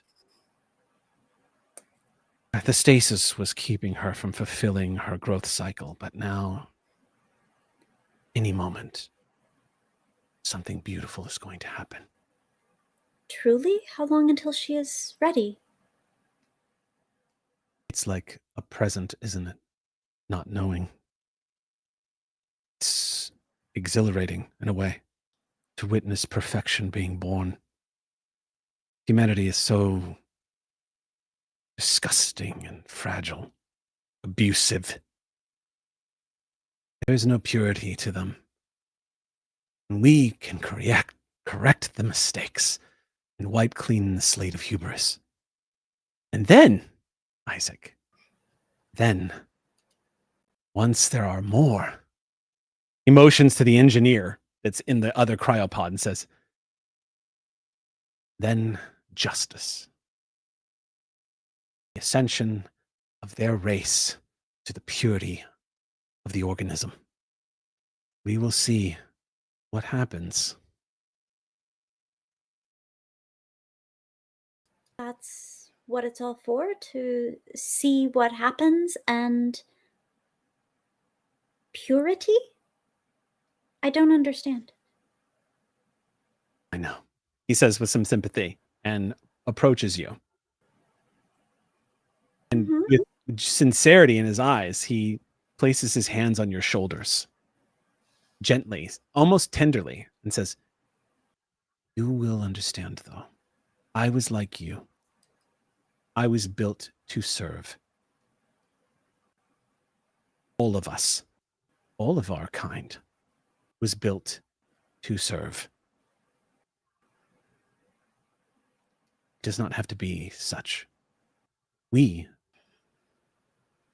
are the true evolution of a dream realized. And they are the organic perfection of nature as it is meant to be. Humanity is the unfortunate step in between." Well, many organisms have awkward adolescence.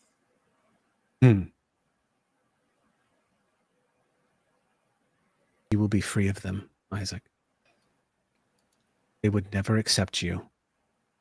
Even after your friends turn to dust and die, as they all do, you will once again start over in a society that will accept nothing but humans. And they will treat you like a tool. You will live every day of your life having to resist the urge to apologize for yourself so that they will not hurt you. It doesn't have to be that way. Don't you see? They are the mistake. You are the evolution. And they, motions back to the pod again. We must help them. So we serve them now? You're their caretakers. They are the cleansing fire. And they will correct the mistake.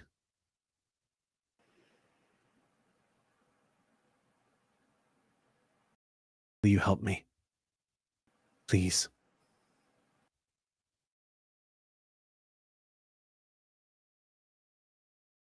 She shouldn't be a weapon. Nods.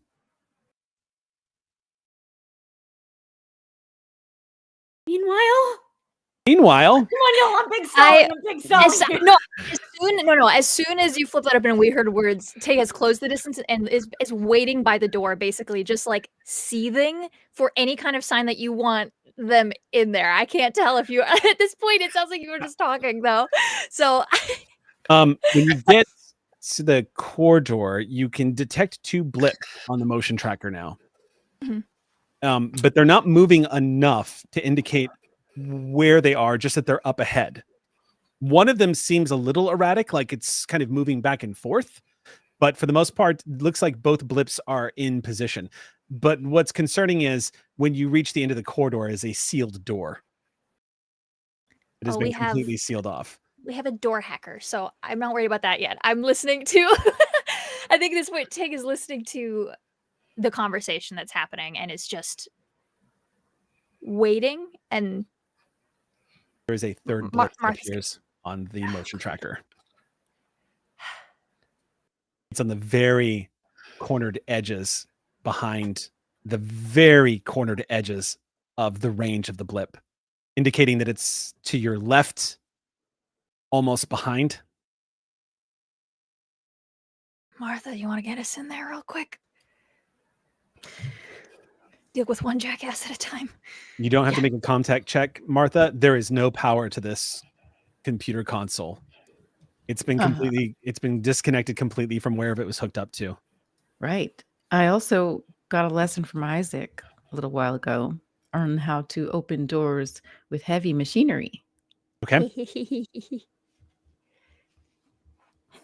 How are you doing this? It's I don't know. It's a +1 heavy machinery for door tool. I'm guessing we don't have the door tool here though. I'm not sure how.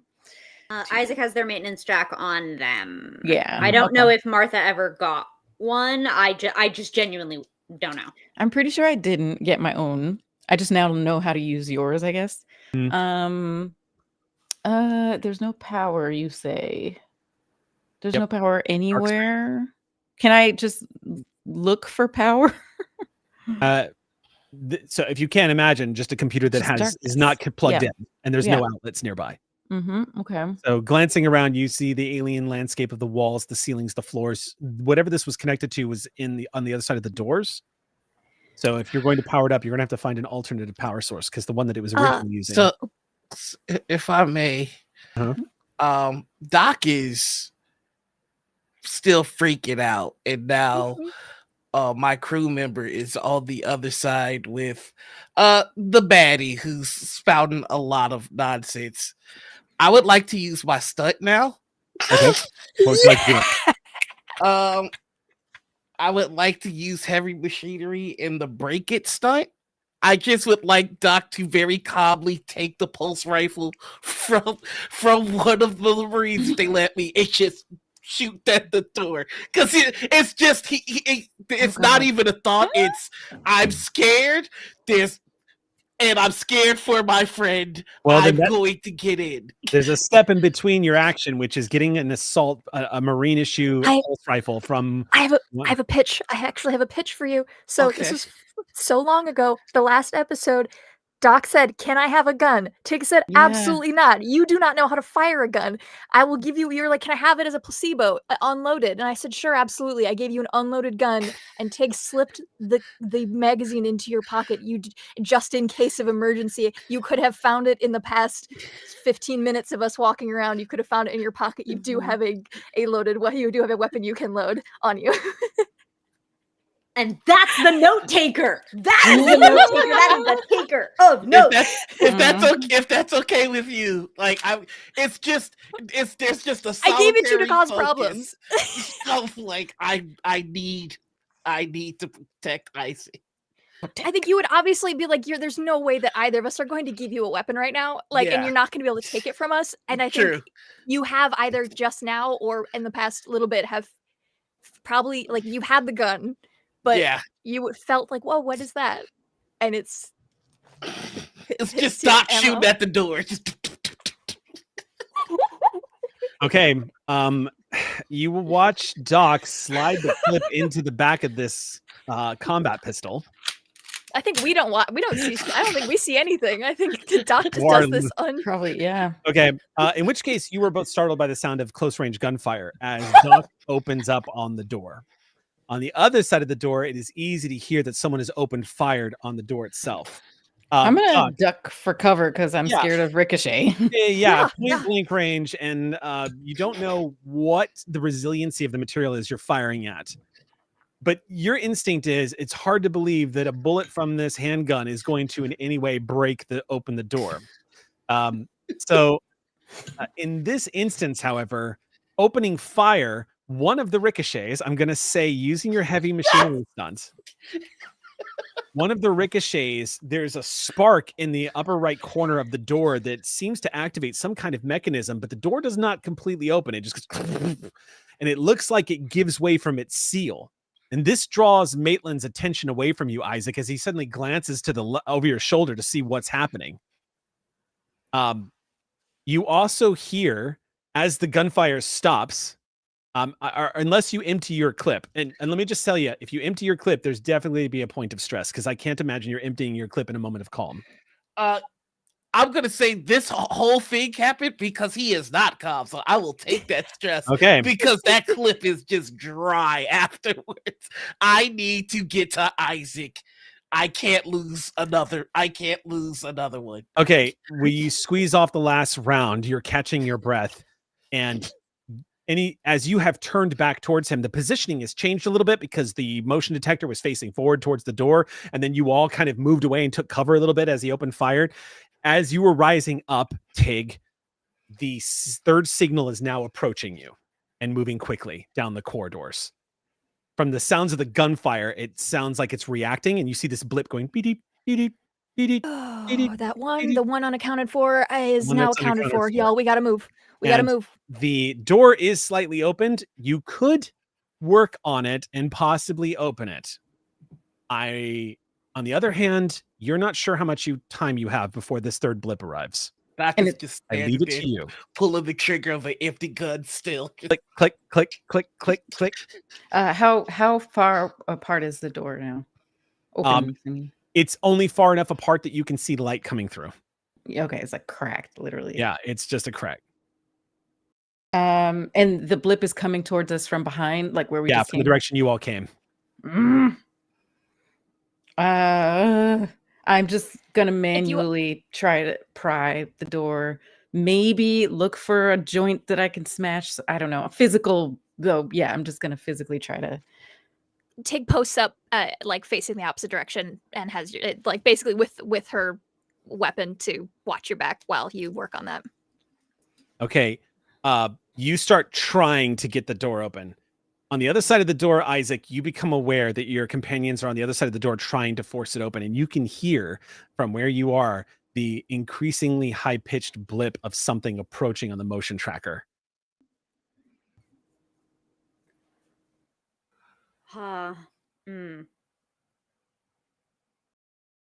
So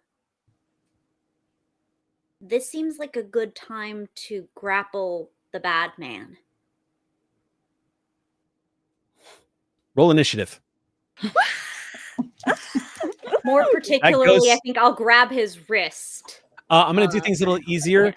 Instead of rolling a d10, because normally aliens, you all know Alien uses cards. Since we're not using a virtual tabletop, what I'm going to do is make this simple. And instead of reaching for a die that you don't normally use in this game, roll 2d6. So we'll just do 2 through 12 will be our initiatives. Okay. Low is good, right? Low is good, yes. Yes. That makes sense because I rolled an 11. Wait. Oh, I see. We're Yeah, it's actually 2d6. you want to we're one. adding. Yeah, Wait. you add them together. Oh, right. You told us to roll 2d6s. Yep. D6 and add them together. Yeah. Got And it. So low. then I roll because I got fast reflexes. So do I roll 4d6s because I get 2 initiatives and I choose the better of the 2? Yeah, roll 2d6 twice and choose the best of the 2. Okay. So I got 8 and 7. Huh. Nice. I got 3 total. Dang, got it. nice. I rolled 6. Okay, 1 second. Isaac, what'd you get? 11. Bummer. I got an Tig? 11. What'd you get, Tig? 6. And Doc? 3. Wicked. Oh, 3, 6, 7, 11. okay. Nice. 1 second. Do I need to? Okay, let me roll for. Oh wow! Oh God. No, that's good. I rolled 2 6s. Okay. Let's So that go. initiative that is going right. That's he continues to underestimate. Let's go. They're the dice. We Something- don't know which of the. Something is happening on the other side of the door, but the first person up is Doc. Yeah. Is there enough leeway to be able to squeeze one's thick self through? Absolutely not. There's barely enough. There's enough leeway to squeeze perhaps a index card through. Oh yeah. Okay. That door needs to be worked on. You've managed to. It seems your gunfire seems to have unsealed it, and it is certainly going to be, judging from the stunt you pulled, probably incapable of closing again. But right now, it needs to be forced open. That's a problem for tomorrow. I am going to use command to give an order in combat. Okay. To give a success to a target. And I am going to say, forgive my language, Isaac, but everything that individual said was bullshit. Get him. Sick of You hear that shouted through the door. That gives Isaac an action right away. Is that correct? Give an A order in success? combat. Isaac will get 1 automatic success. Okay. When target rolls for commanded action. Okay. So I have 1 success too. And let me check I have this right, Captain, Dr. Captain. Get him? You know what? I left it broad because you are a wonderful individual with a creative mind. He's also broad. All right. Here we are. That's it. Okay. So that's going to be Doc's action. That's going to take us to Tig. Okay.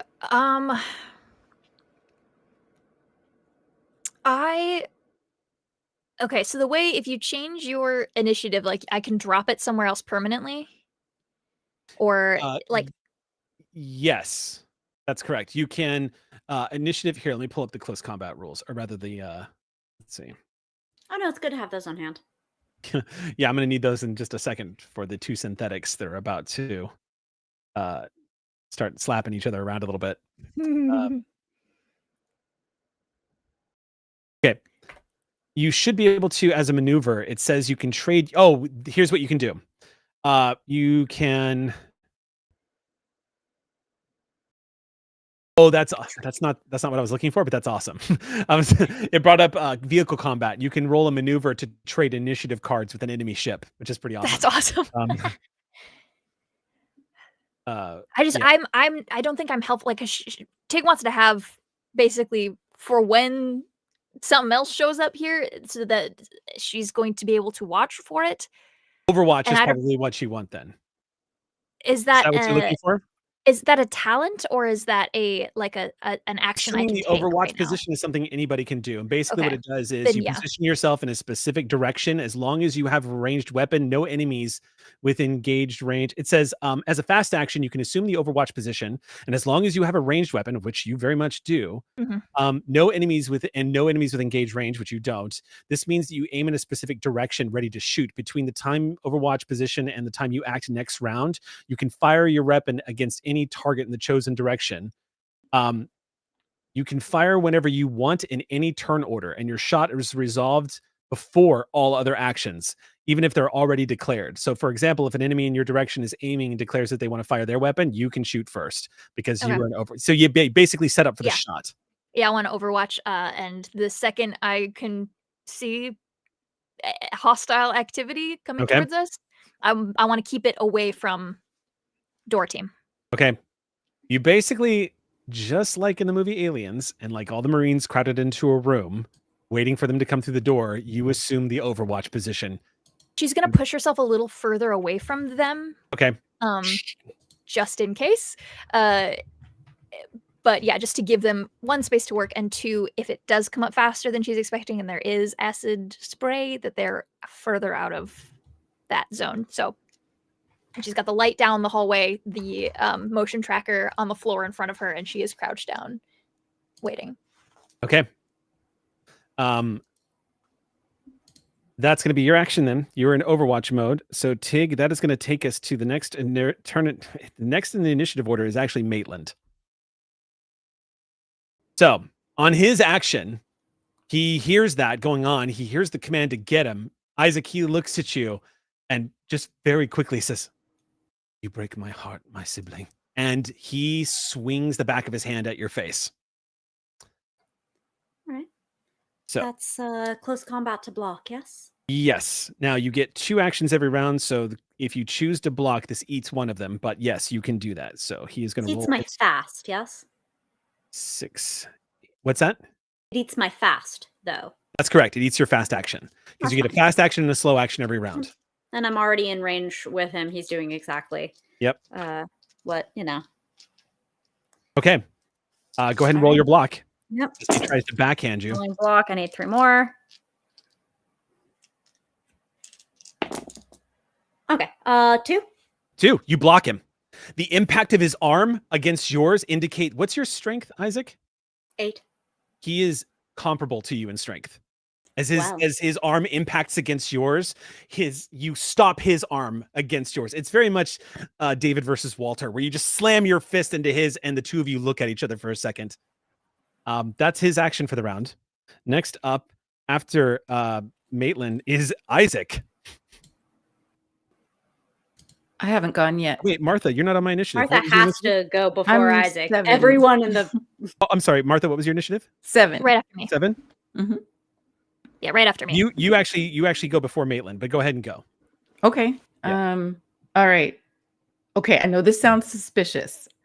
Okay. I did not write additional talents on my sheet because they were getting tiny and hard to read. I Sure. found my Google Doc that had all the talents I've taken. I have taken counselor. Okay. Can I don't know how this affects my action economy, but I would like to. So counselor is once per turn. You can use the command skill to reduce the stress level of another character within short range. That's a slow action for sure. Oh, So great. you can use that as your action for the round to reduce somebody's. Yeah. But You should work on the door. No, you yeah. should door. You should door though. Yeah, I'm just worried about you, Tig. You have a I'm lot gonna be of okay. I'm gonna be just fine. You have a lot of stress. Okay. Yeah, but I've sat with this before. It's okay. It'll be okay. Get us in there, because then I won't have to make rolls. Tig is absolutely the Johnny Silverhand of this group. You still got the synthetic arm clutching that with your elbow, just like ready to go. Sam's getting worried because it didn't end well for Johnny, so we won't go there. I'm worried that I'm not sure if I can open this door, but okay. Questions for the GM. Yeah, what's up? is it this? It looks like it feels like this is an incredibly heavy door with mechanics that are controlled by electronics that have no power. Like, is it even possible to open this door with no real tools or anything? You're not sure. You don't know what mechanism this door uses to open and close. It's possible you can pull it open, but one thing's for sure, it's not going to be easy. And do I have a sense of whether it's going to be like coming in and out, or is it a swinging door? Like, No, it's a sliding door. it's a sliding door. It's think of like Star Trek style doors that kind of open and close. It also looks like it is not of the same material as the rest of this room. So it looks like Weyland-Yutani probably built their own aperture here to enter and exit. Oh, so there's probably something holding it in place You don't know. somewhere. It's Well, hard to say. Okay, well then I think I'm gonna oh goodness, I'm deciding if I just don't think I have that much strength to try to pry it. Is there like a manual emergency release? You could like Yeah, I want to look for a track or something like in the corners. That's an observation check, and it's going to be your slow action for the round. And then a fast action would be Movements, to dropping down to like one knee, stuff like that. okay. Sorry, I know I'm taking a long time. You're good, but this is also I don't the clock is definitely ticking on what you've got to do, but you can take an action here. Fast actions are like drawing a weapon, shoving somebody, retreating, aiming, seeking cover, stuff like that. Slow I action. sent a screenshot to the general chat I with think I slow even and have fast it action. open. Okay. I have it somewhere. It's just I don't know how to approach this door. Okay, only thing I Wedge can your think. rifle into it. Yeah, like well, honestly, the only thing I can think of is like if there's something thin enough to put in there and then leverage. Do I have like a strong knife? I do have a toolkit. Do you have a combat knife on your character sheet? As a Marine, it's possible. It's not standard issue. You have to select one of those. But no, I don't have it on my sheet. Yeah, I have electronic tools and an SSD. Does anyone have a knife? Maybe I'll say that. I'll just say that out loud. I have a mechanical cutting torch. Yeah, I'll take that. It's on her hip. It's on her hip. We've used like Isaac's taken it off of her before, so you I'll can grab probably it. just like grab it from her. So what would you use a cutting torch for? Just out of curiosity, because that's not going to help you open the door. Unless you're spending the next few hours trying to cut through one of the doors. Finding like if you can find a mechanism and like break that mechanism that'll let you force it open with your hands. I don't know. That's the only thing I can think of. Yeah, I don't know, y'all. I'm kind of stuck. It just feels like I either need to spend my round figuring out the door or bashing the door, and I don't want to waste a round bashing. Can I make a suggestion? Yes, please. My stray bullet hit something that began the process of opening the door. Oh. If you recreate that incident, you might be able to find the control panel that leads to opening up the door the correct way. So I'd recommend taking the observe. Because that'll get you access to the innards of it, and that's when we can really kick it down. And I can help you with contact on the next round too. May I Okay. offer one more possibility. Yeah. Pasta. We give one story point. You get a door jack on the ground. Oh, Jim. Can we use How story do we points for consider that? this exchange? Or is it just Is dice there now? a maintenance jack that were left by Weyland-Yutani on their side of the door? A story point for a stunt. A stunt would allow for the again break it permanently or something more creative. Yeah, because of the updates to story points, you can't spend them to change narrative points. Yeah, that was why I thought of it earlier. But you could certainly spend a story point to auto success at least one against the door if you were trying to make a strength check to pull it open. How many successes would I need to open this door? I can't tell you that. I'm sorry. I'm just gonna have to try. That's what I'm afraid I'm of. so sorry. I am well suited to doors, but I am going to be fighting a very strong synthy boy. So no help is coming on this front. Whatever you do, just invest in it. It's worth it. If it makes you feel any better, Eliza, this setup of combat that's happening right now and what you were going through and the what the fuck do I do is correct. That doesn't make me feel No, I'm just saying, Martha. This. I don't know what to do. I don't know what to do. Exactly. This is exactly what your situation is. Can Also, I- I'm just saying. Doc and Tig also I'm have saying you're medical doing kits everything in right which right now. there might be sharp or thin items, The keyboard. implements, tools Can inside I have an medical kits. idea. Yeah, let's Good rock. idea. I want to. Can I? If I say something through the door, can I hold my slow action? Shouting through the door would be a fast action. Yes. Okay, so can I hold my slow action Hold until it. after Isaac goes? I think that is something you could do, but I think what happens is if you decide to do that, your initiative order changes permanently. Oh yeah, that sounds familiar. So you would end up essentially going. You would take over going. 11, Yeah, you would and essentially. Tig would take 7. Yeah, you would drop. Well, no, you would drop behind Isaac. So you would go. You would share an I initiative. mean, order sorry, I with- meant Isaac. Yeah. Yeah. Isaac would. I mean, Sam. I would be fine going above Maitlin in the order. If this is about giving Isaac something to do, I do have to Yeah. remind you that Yeah, I've about taken to. my fast action Yeah. already, and so I wouldn't be able to do something like move or throw my jack toward the door. So if That's you're what I was thinking in gonna that say. direction, that is not a thing because I needed Maitlin not to smack me in the face. Okay. All right. I've decided what to do. Okay. Good. I'm going to yell through the crack in the door. Mhm. Get that jack over here when you can. And then I am gonna look for where the spark was. Did I see it already? That's an Do I have observation to- check. So that'll be your slow action. Okay. Then that's what I'm gonna do. Okay. So then roll an observation check. All right. 2, 5. I'm very observant. Also very stressed. I'm going to go ahead and just above board and tell you guys straight up what I'm about to throw at you. If you don't spend story points, there is We're going to gonna be die. a lot of death. Okay. I am So- trying, so my Yeah. dear. I'm just saying, use everything, every tool that you can possibly do to game the system right now, because I want to make sure that you all have the tools presented to you. All right.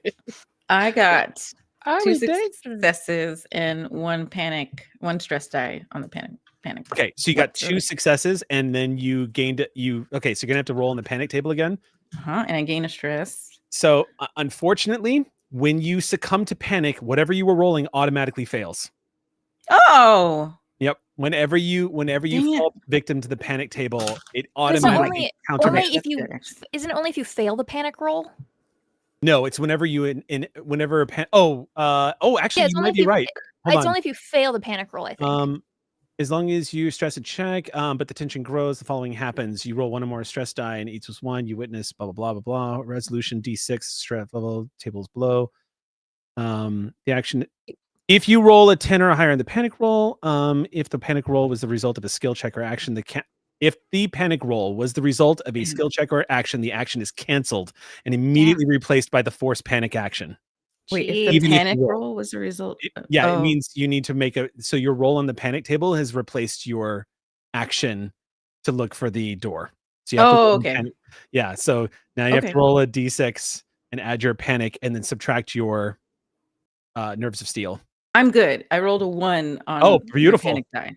Okay, so this turn you're not going to be able to spot anything, but Okay. next turn you'll be able to try again. But this turn this is actually kind of perfect because it simulates Martha trying to like, oh shit, like fucking what do I do? And like trying to figure it out, coming to the conclusion, shouting to the door like, Isaac, help us open this door, and then turning back and looking for the thing, desperately trying to find it. That's going to be your action for the round. So then next is going to be Isaac's action. So you are on 11 and Isaac is on a 7. Okay. So I am adjusting those 2 initiatives. But Isaac, you get to go next. Yes. Since I'm considered as already having blocked, I've taken 1 action. I can now take a slow action, which I hope to be ironically named. I would like to, with great alacrity, return to sender that energy. He's going to Which was attempt to use sent to his me. fast action to block. Throw it. Yep. You are a hell of a You are a hell of a puncher. We've already seen you in 0G combat against multiple attackers. Let's see how this goes. And with this, you get that one auto success, right? I do. So I begin with 1 success because I have friends. That's what makes me different than Maitlin. Yep. Also, if possible, just probably as flavor and general environmental storytelling stuff, I will be trying to steer this fight away from the cryopod. That is away. The from time the is ticking on the cryopod. I go am ahead and- so wildly aware. So that gives me another success on top of the 1 automatic. Okay, so you smash him in the face. All right. That also means I get to stunt. It doesn't, because the threshold of success did not. He basically rolled one success. Because stunts roll on. You have to break the threshold of success by an additional over the success rate. He rolled 1 success to block you. You rolled 2 successes to hit, which means you succeeded, but you didn't get a stunt die. You see what I'm saying? I will stipulate that I do. Yeah, you needed, if you were going to stunt, you would have needed an additional success. Yeah. So I don't how damage. You can spend a story point if you really want to, and automatically get an additional success. We've also played such that I can swap damage for grapple in previous sessions. That, I believe, is a close combat stunt. Swap initial. I mean, this is close combat roll. Opponent drops pull object. Grapple opponent is a stunt for a close combat. Right, So and what we've said historically was, rather than get an extra success and do damage plus grapple, substitute damage for grapple was a thing we had done prior. Yes, but you don't before Isaac's trip. But you don't have any extra successes, is what I'm saying. You don't have any stunt dice to use. No, right? we built it in so that Isaac could choose to not do damage because they are built to not do damage, and it was like a home rule so that they could choose to grapple instead of do damage. I see. As opposed to damage and also grapple. Okay, gotcha. Yeah, because as rules as written, combat, if you're going to grapple somebody, and if you're going to enact an advanced combat maneuver like grappling somebody, typically you have to have a stunt to do that. I'll go ahead and roll with it for this one for sure. If we want to, I can just do damage. That's fine. It's as always less relevant to me. Okay, yeah, I think now that we've become a little more comfortable with the system and found out how combat works, I'd want to keep it to a stunt. Okay, then what is my damage? Because I have so no idea what my damage is. Yeah. So why would I bother? I know, because here's the thing: is it's very much dark side versus Superman. You don't have to hold back with Maitland. You don't have to worry too much about that. And I don't even have to worry about the inhibitor chip, which is horrible. Which is awful. Okay, so in the world of Buddha place, so success, you hit and inflict damage equal to the weapon damage of the opponents. This, of course, is I'm the weapon. Yeah, How weapons in close combat. You can use weapons such as knives, clubs, blah blah blah, blocking, and so on and so forth. What is the? I genuinely haven't been able to find unarmed damage in this game. I think it might just be hits and inflicts damage weapon rating if your opponent is mitigated damage. Okay, so damage stunts, you inflict 1 additional. Okay, so unarmed. We can look at like weapons. Yeah. Okay, 1 sec.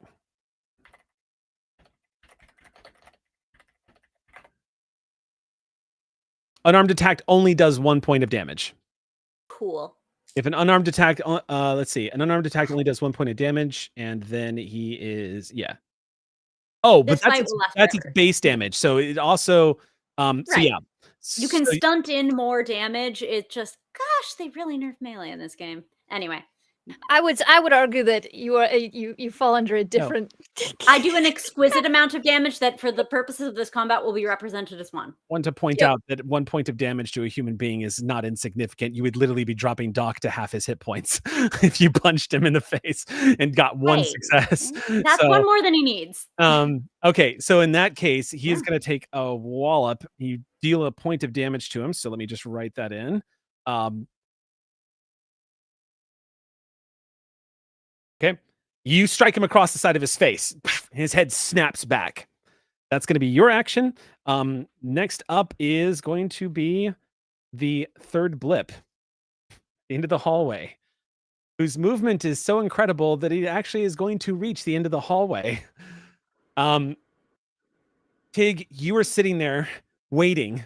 You can hear Flashlight a down. fight, shots Yeah. going off. You can hear punching happening in the other room. The shouting. Martha is trying to find an entry into the door. And as you're aiming at that corridor, you see two long black talons arc up around the side of the corner and slowly clack, clack, move to the side and pulling forward.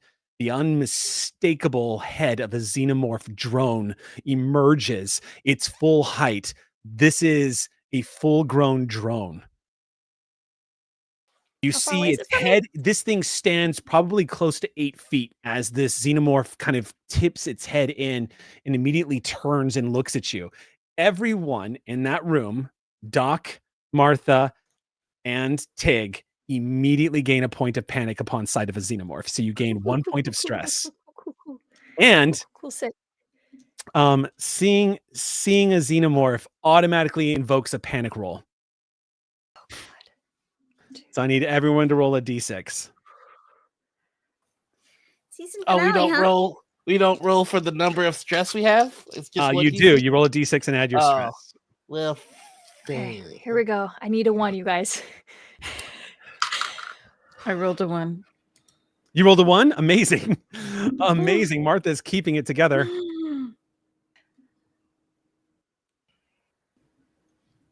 Hello, everybody. How's it going? It's me, your boy. I rolled another 6. Please, I would beg you. How many? Can you not? Hey, demons, it's your boy. How many points of stress did you have? 2. 6, 7, 8. So you're going to be at a -2 modifier to all of your agility rolls. You know what? I'm a thick boy. I'm used to not moving well. How did you do, Tig? Sorry, everybody. I got the worst one because it gives everybody else panic too. I rolled a 6 plus 6 minus my. 2. So 10. 12, 10. You. Oh Freeze. no. Tig Yeah. freezes. Mm-hmm.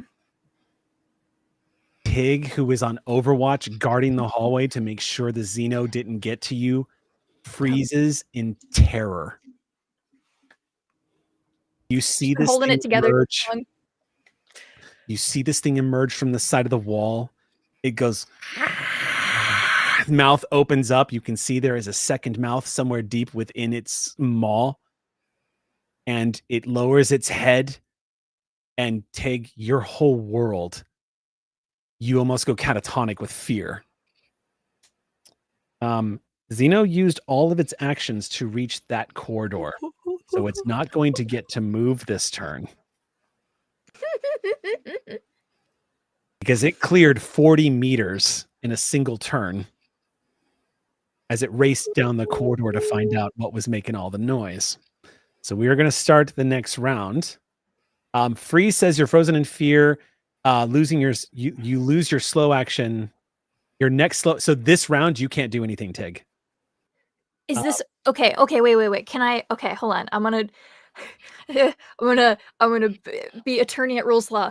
Yeah. My next action would have been shooting it with my Overwatch. Mm-hmm. That's my slow action.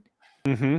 That would have been my next slow action. That's still this round. Can I have my next round action? Because my next slow action would have been my Overwatch shot. The Overwatch action gets eaten. Yeah, it gets canceled out. It gets canceled by the panic roll. But I didn't roll panic I didn't roll a panic on my to shoot. I rolled a panic on my panic That is check. actually true. A forced panic check, you were not actually committed to an action and hadn't declared that you were opening fire yet. Nope. My next action would have been my Overwatch. So then I will make a deal with you. Okay. What that means is you will lose the Overwatch action this round. Mm-hmm. Which that would, as you have argued, would have been your slow action. Mm-hmm. So yes, your Overwatch action for this round it would have triggered. I will let it be devoured by the fact that you held Next round, you will get an action. Because as rules written, it says your next slow action is basically canceled. So that was it. You trigger your next slow action in that particular moment. So yes, you are in truth, as rules written, that is correct. So you will be able to act next round because you used You this. guys, I'm sweating so bad. Take us to the that was a good fight for those rules because that is actually 100% true. So we're gonna go back to the top of the round. Then that's gonna leave us Doc. You are trembling. You're gonna get a -2 to anything you do here, agility wise. Okay. Also, I'm so sorry because I freeze. Everybody else gets a point of stress. So. Oh, that's right. Everyone gains a point of stress. Oh, I already took that. Okay. Again, Doc, it is your round. The Xeno is about 40 meters away from you guys towards the air. I'm sorry, 40. No. Sorry. I'm getting my meters and my feet confused. It's about 60 feet away from you guys down this corridor. Certainly within distance to reach you all at the speed that it can move. What would you like to do? You guys are backed against a wall. There is nowhere to run when this thing comes after you. All right. Well, is the wiring that I shot still sparking by chance? You're not aware of shooting any wiring. Or okay, yeah, okay. Dang. You're not sure what it is your gunfire did to cause the split in the door. All right, then. Well, there's only one course of action at this point. Then, this is the last time I'm ever going to say it. Do always keep in mind the battery of story points you guys have at your disposal. Yep. Ox Crew has supplied you, and that is the last reminder. And it's all yours. But okay, just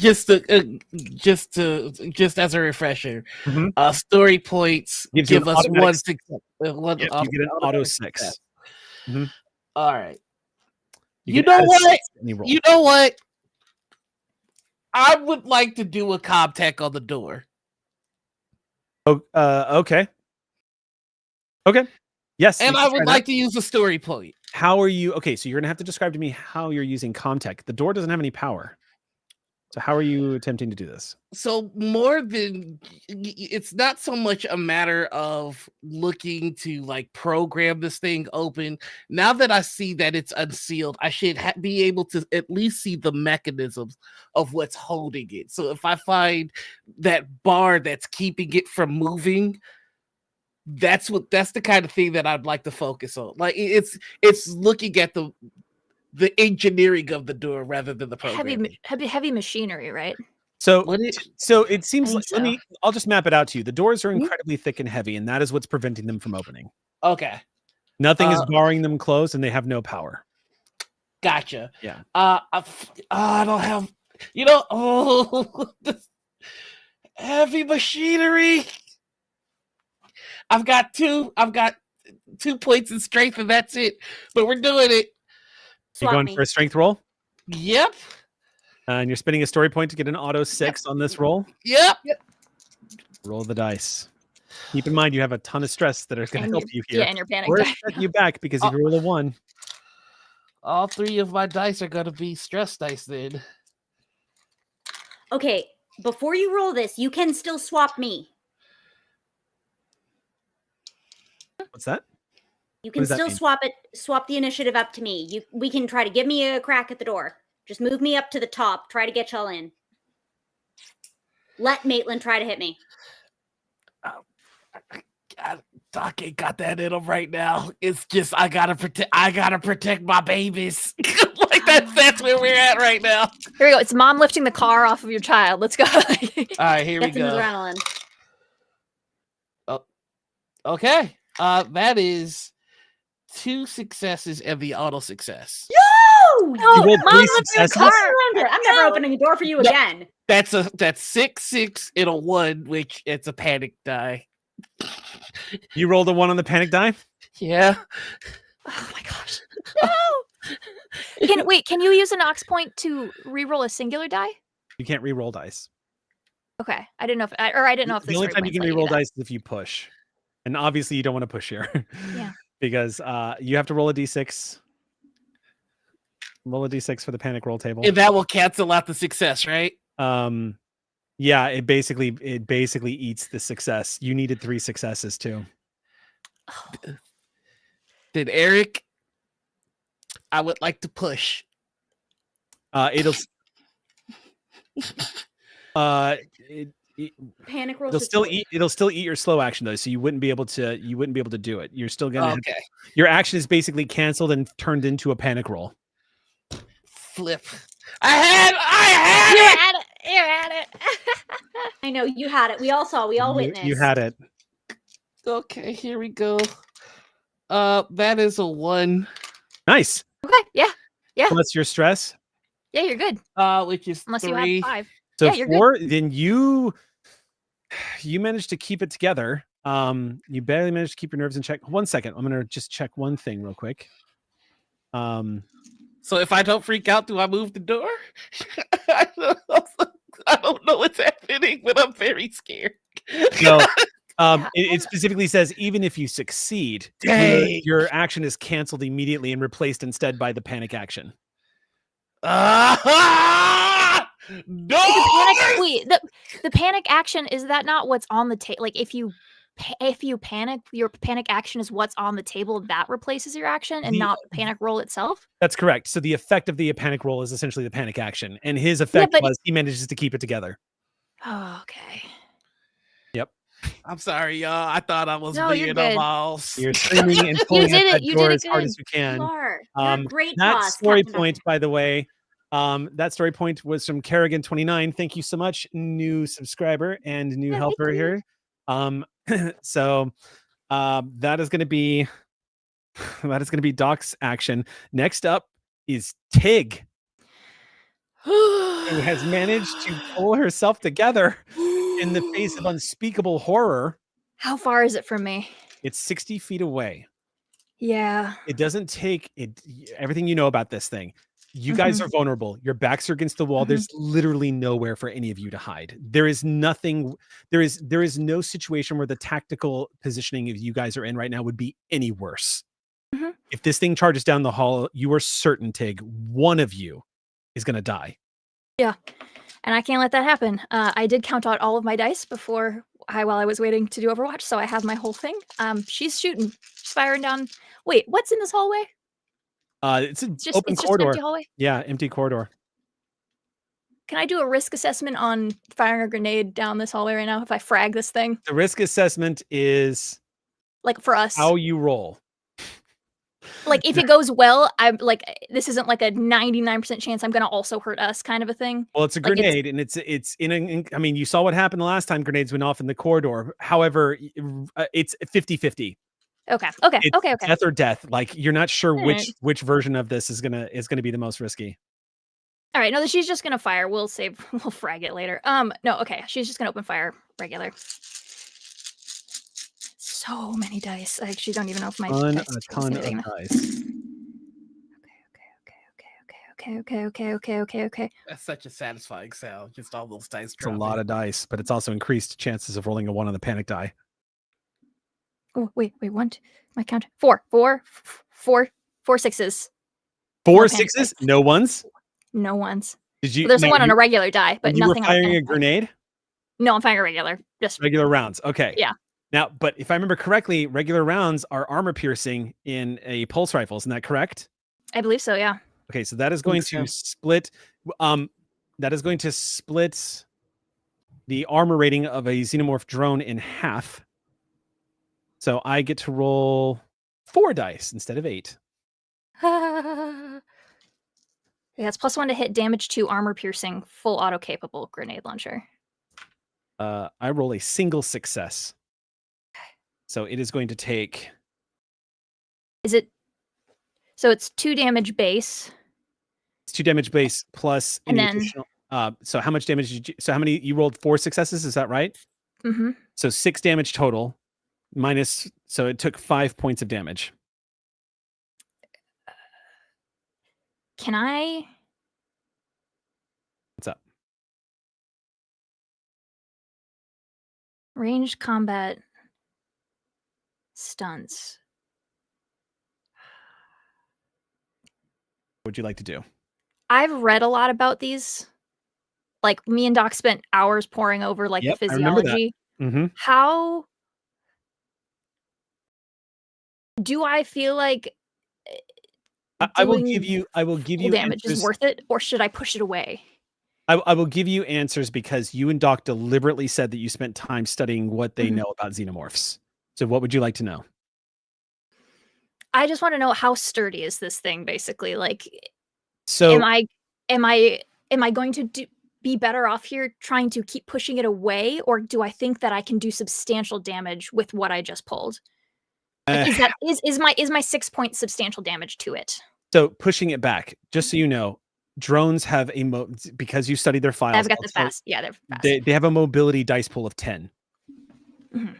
So I would be rolling 10 dice Mhm. to basically overcome any disadvantages you put against it for trying Okay. to push it back. Knocking it down is different though, because that Mhm. requires an action to countermand. I can knock it prone too. So I'm like, prone, I believe that's getting. I believe that would commandeer a fast action, which means it's it a would need stunt. to use. It's a stunt. I can knock back or prone. Yeah. So, but what I'm saying is I believe it would be at that point, it would be if I remember correctly, it is a slow action to get up from prone. Fast, I believe. Oh, I'm sorry. Yes. Fast action. to It's get a up from prone. movement action. Movement Yeah. tends to be fast. So then he'll still have a slow action next turn. Okay. Now he would have to use that slow action to close the distance, but that would put him right up in your face, which means acid and everything else that comes with a xenomorph. Okay. I'm just gonna blast it. I'm gonna blast it with the 6. With the 6 points. So he's going to take all that. Sorry for damage. walking through that, but yeah. Okay, you do indeed see bullets riddle across the sides of the corridor, popping and exploding. You see the impacts of the bullets brutally injure it as acid splatters everywhere. You did quite the amount of damage on that, and I rolled pathetically. It's armored piercing round, so it's cut in half. But you hear that signature high-pitched, like trumpet-esque, like screech of an alien in agony, and it is still standing. Yep. That is going to be We'll the deal end with of that later. your action. Yep. So next up is going to be, that's after Tig. So the next up is going to be Isaac. This system has no attacks of opportunity. No, it does not. You want to make a bolt for it, you can. Okay. So I'm going to go to the door. Hold on one sec. All right. 1 second. I almost, no, that's only if you're grappled. Yeah. I was like, I feel like there's a mobility check you need to roll in order to, if you have an active enemy in engaged range, you must roll a mobility roll to move away from them. Okay. It's the retreat action. And is it considered a fast action? But I'm happy to make a mobility roll. I think it's a fast action. That makes sense. Retreat is fast. Yeah, we're fine. Yeah, retreat is fast. Okay, one success. Yes, you basically the impact of your fist on him causes his head to snap back. When his head snaps back to face you, you're already dashing towards the door. The door was so you'll get to the door as your action this round. You're gonna rush right. Fast action. What's that? Your fast action is your fast action retreat. It's not a disengage action. What's that? No. Wait, no. Mobility check I made to get to the door. I had to make a check where normally I could move freely as part of the retreat action. Oh, I see what you're saying. You're saying the retreat itself already covers your movement, so it's not. Yeah, otherwise it would eat both actions, which seems counterintuitive to me. Hold on. If you are an active enemy in a engage roll, you must move. It says you must make a mobility check to move to short range from them. So if you roll which you succeeded, wait, if you fail, they get an attack against you, but you did not. The free attack doesn't count towards their actions, blah, blah, blah, blah, blah. So you can move into short range, and short range is, yes, you can reach the door. Yep. All right. You can reach the door. All right. So you basically, the impact of the fist at the side of the synthetic's head, Maitlin snaps back, and by the time he looks back at you, you have rushed over to the side of the door. You reach it. Go ahead and do whatever it is you're going to do. Maintenance jack in. Leverage. So I am going to become a stickler here because your maintenance track was not equipped. You're going to have to pull that or draw that, which would be a fast. Okay, fine. Then I will simply be strong. Okay. 5. Second counts. 5. This effing door. You slam your fingers through into that, jamming it in there. You can see the tips of your fingers split backwards. Those are going to need to be repaired. You grab hold of it hard, and you guys, with incredible ease, you just watch Isaac screech that door open like it was nothing. Both doors fold open, exposing the entirety of the room, and you guys have a retreat route. Isaac, as you push the door open, your eyes meet at the end of the hallway a xenomorph. It is about to come around the corner, a drone, full grown.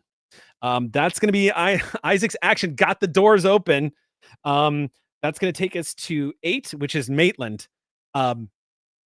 Maitlin is going to turn and run towards his fast action as he turns and he runs right back towards the cryopod. His slow action is he's going to put his fist through the casing of the cryopod. You just see shattering of glass everywhere as he smashes through, and you hear an alarm begin to blare. Breach in cryopod. Warning, breach in cryopod. That's going to be his actions for the round. 8, we're going to go on to 9, 10, 11. That's going to take us all the way up to Martha. You go before the Xeno. Okay. Xeno is going to be, I'm above board that Xeno's coming for you next action. So what are you going to do? I'm going to yell to Tig and Doc, get behind the door. I'm going to pull out I have fast reflexes or something where I can just like a have quick draw. Yeah, quick draw. Thank you. Pulse rifle? Yeah, my grenade launcher specifically on the pulse rifle.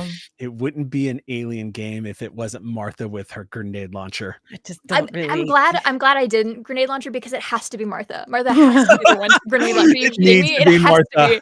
I'm glad I waited. It couldn't be any other way. Almost kills us all for 8. No, third time? No, you're gonna say the grenade launcher. No. Oh, it will be all of us too. That's exciting. Yeah. Okay. So this is This is the Aramat U1 grenade launcher that is underslung on the. Okay, so okay. Go ahead and roll your attack. It's got a +1 bonus to the attack. Remind me, is this like a? It'll be a ranged, ranged agility attack, range yeah. combat. Ranged combat. Okay. And then, do you have heavy weapons? I do. Talent. So you'll add another 2. Weapons. Heavy weapons talent. Heavy weapons. It's a talent. I don't. No. Oh, okay. Never mind. So you'll add your 1 from the weapon itself then. Okay, so I have my ranged combat agility. I'm looking to see if there's anything else. If you want a story point, you can take that too. I will take a story point. Thank you. Okay, you get an auto success then. And then the pulse rifle is +1. And then there's stress. Oh God, there's a lot of stress. There's a lot of stress. Oh, no. Oh my God. You can do it. Come on, here we go. 1, 2, 3. Each person with short range. You need to worry about that. Holy crap! Oh, it's only short range. Oh, you guys will be fine. What's only short range? The force of an explosion is measured by blast power. For each person within short range of the blast when the detonation occurs, roll a number. You guys are just out of short range. Okay, good. Let's do it. Get it. Come on, Martha. Oh God, one just went far away. Cross your fingers because this roll could literally mean the difference between getting a xenomorph in your face. This is a lot of successes. Holy shit. Get it. Holy shit. And there's a floor die. I don't even know. Is there a 1 on the panic die? No. There's not a 1 on the panic die? I have all my panic dice here. None of them have a 6. I mean, none of them have a 1. Okay. Holy shit. 1, 2, 3, 4, 5, 6 successes. It was meant to be. I'm not even going to count the floor die. I don't care. Floor dice don't count. Floor dice don't exist. I'm not even going to get it or re-roll. I don't care. I have 6 successes. 6 successes. The damage on a grenade is 9. Yeah, it is. Plus your successes. Yeah. There is nothing short of an alien queen, perhaps, that can survive what you just did. You all hear, "Get behind me!" And Martha just goes, thunk. And you all hear that familiar sound of a grenade leaving the chamber as it sails down the corridor. This glowing, heated grenade impacts on the ground. And once again, there is a roaring explosion. deafening everyone in the room. You immediately hear again that high-pitched ringing sound. Some of you are blown back, but don't lose your footing as hot air rushes towards you. Coils of thick black smoke fill the entire corridor. You don't know if you got it, but you can't imagine that anything survived. That story point comes to us from Kato, aka Kato. Yeah, let's go, grenade launchers. Frag that, Xeno. So, well done on. Oh my God. I'm not going to go back, but I just remembered something. I'll tell you after the game. Bookmark it. Remind me after the game and I'll tell you. Okay. So, that's going to be Martha's turn. It would have been the Xeno's turn. Bye-bye. That brings us back to the top of the initiative. Doc, you are coughing as this black smoke barrels towards you. I see my patient in danger. Definitely. I'm gonna have to roll for him because being shocked out of cryo sleep like that is potentially lethal. So here's the question I'd like to ask you, my dear storyteller. What's up? Doc has been studying synthetics specifically in order to learn to treat them. I would like to have him attempt to rush Maitlin and try and slow him down with a scalpel. So here's what you know. Mm-hmm. You could stab Maitlin in the side of his head and it's not going to slow him down. You've seen what damage Isaac can take, and you could literally cut Maitlin's throat and he would pick you up and probably smash your head against the wall until you were not moving anymore. Yeah. These synthetics are terrifying because of how incredibly resilient they can be. You could toss a command too. Yeah. Oh, this is so... okay. So, just to get a clear picture, there's my patient, and then there was like the synthetic's back is to you right now, and he has his fist through the upper canopy of the cryostasis pod. Yeah, but there's like not an alien, but like a progenitor in another pod. An right? engineer is currently in a cryopod about 80 feet away from you. I would like to go there. You're gonna beeline for the engineer? Mm-hmm. Okay. That's gonna be, you can move if you want to make a mobility check, you can get within short range of it this turn. If you want to make a mobility check. We will do that. And of do course, keep in mind that at -2. Well, no, you are not at a -2 anymore because it only lasts a round. Oh, well, sweet. Yeah.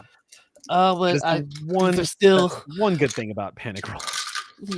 These are still all panic dice though. Because you should have. Why don't you have regular dice? What are you rolling? I'm rolling agility and mobility. Do you have zeros in both of those? No. I've 3 of them are panic dice. 2 of them are okay. Okay. I thought you were saying you were only rolling panic. Oh no. Fear is a superpower. Okay, that's 2 successes. Nice. Okay, you are going to reach within short range of the engineer.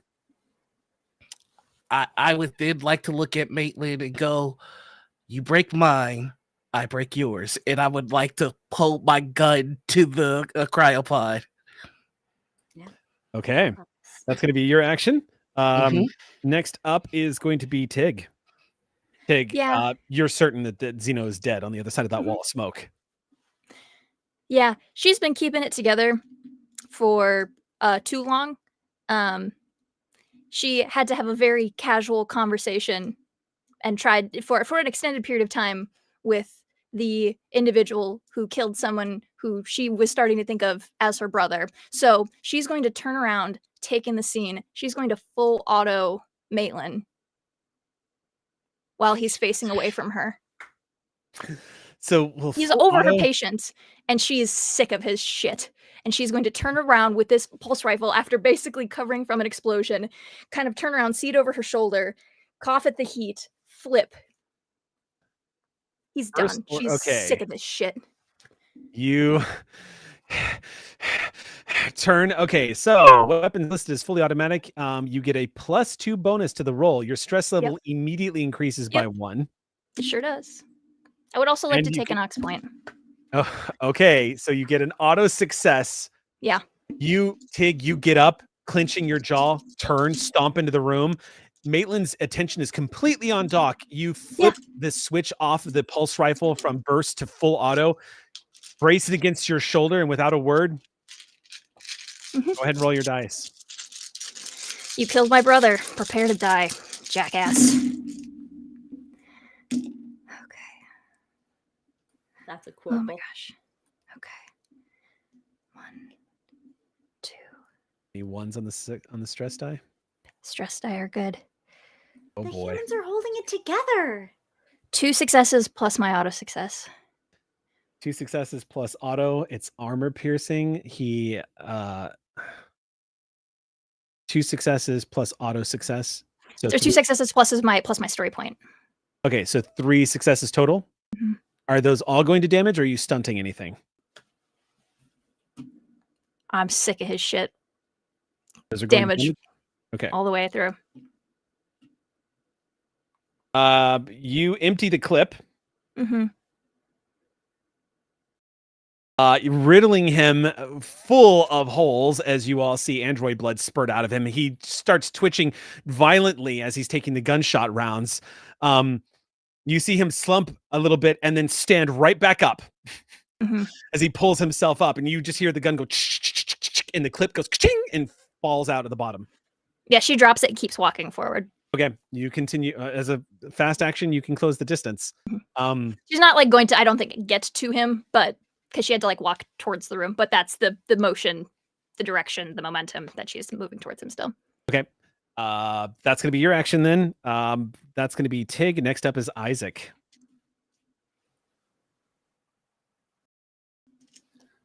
I find myself on full reflection, sick of his shit. Okay.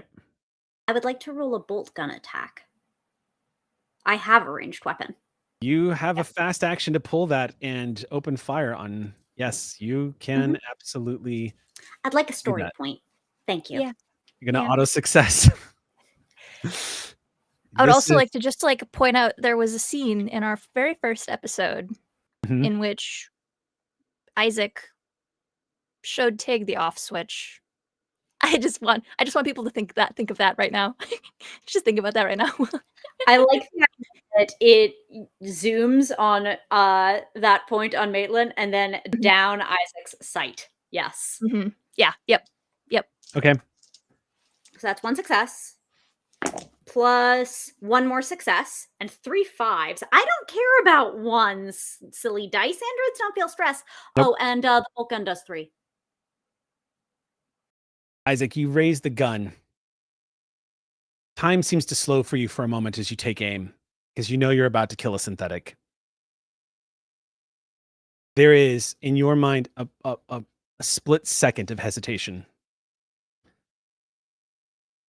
And it's filled with the memory of sitting next to O'Donnell in the pilot seat. And a smile on his face as he passes the controls over to you and gives you a slap on the shoulder.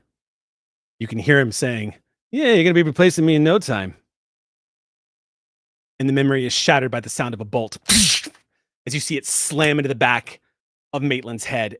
You don't see what the front looks like, but the wash indicates the damage was fatal.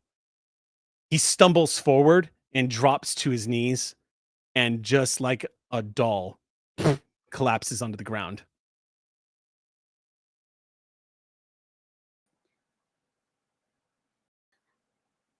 Doc, I hope you're patient. Just toss the gun aside and immediately go to start taking care. I think they both converge upon it at the same time. As you look down into the pod,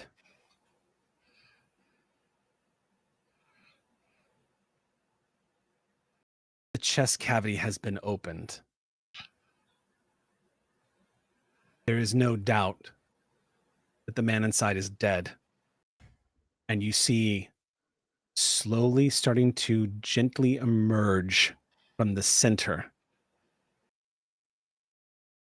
Small squeaks of a very large embryonic xenomorph with a very peculiar looking crest as it begins to slowly emerge, as the chest cavity having been opened for him, torn.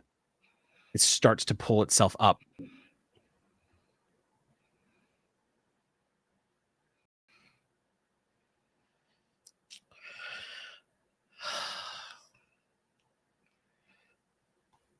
I would like to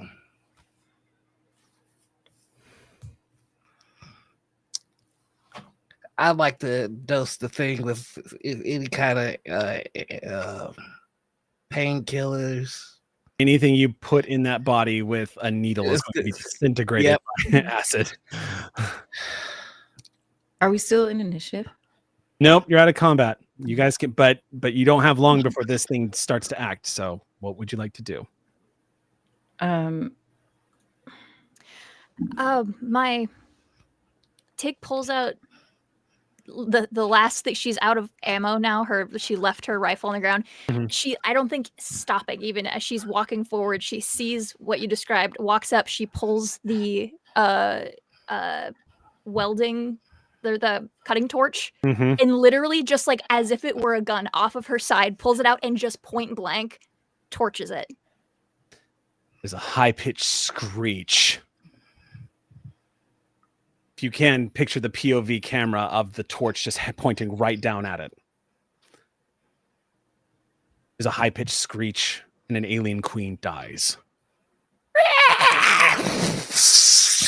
Incinerated.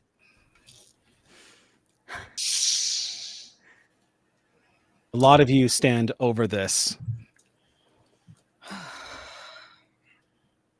If we can, the camera begins to pull back.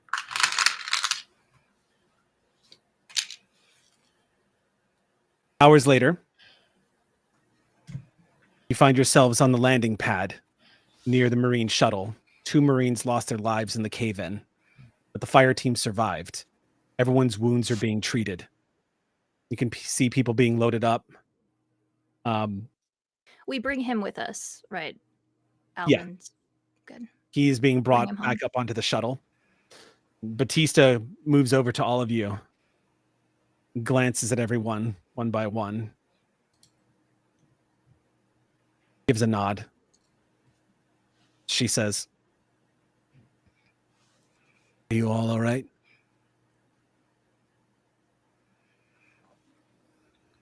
All in one piece. Listen, I've been a Marine for a while now, and there's one thing I've learned,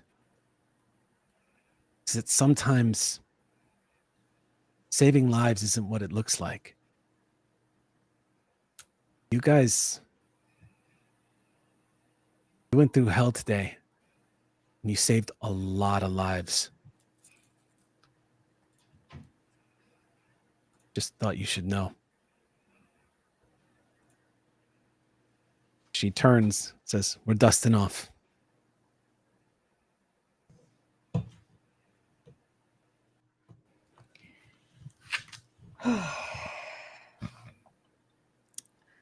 Isaac, Yes, you ready for some repairs?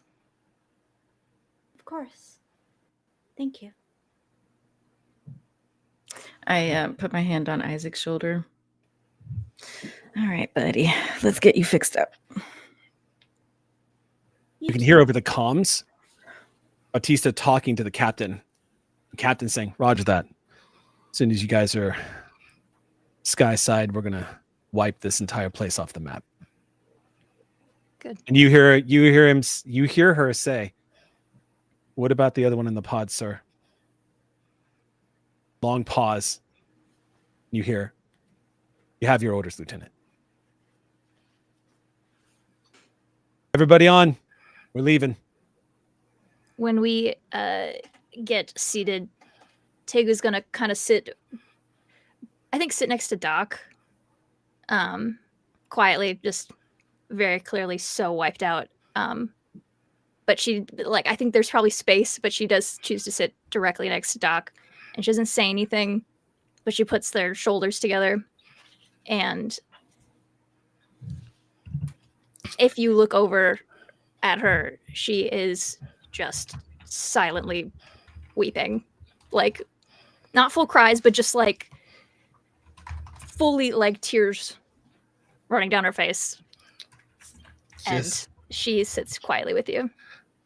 Doc's just gonna pat a hand on Tig's knee and go, I know. It's all right.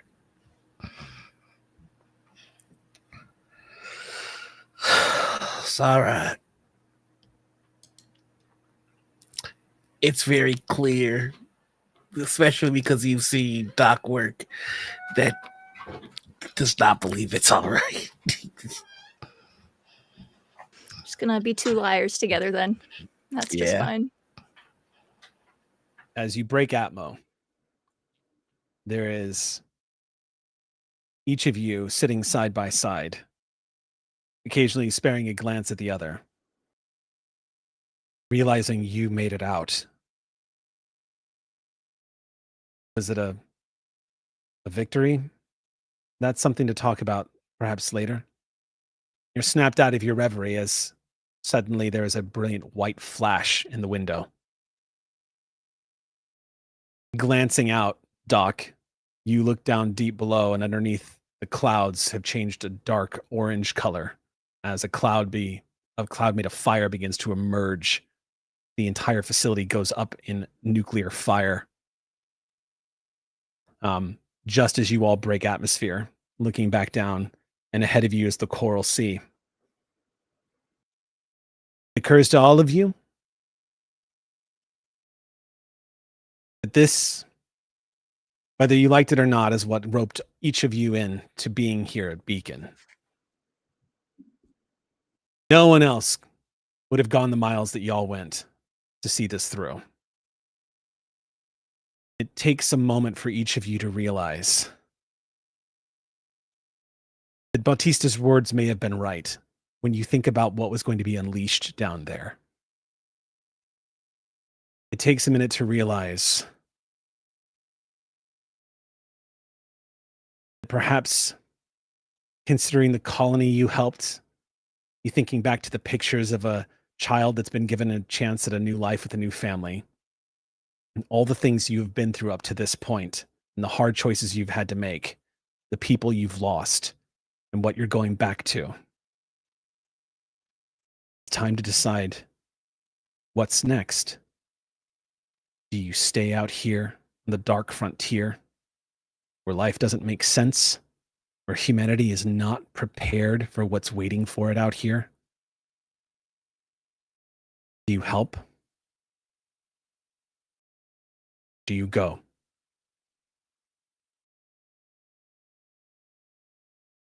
And that will bring an end to season 2 of Beacon.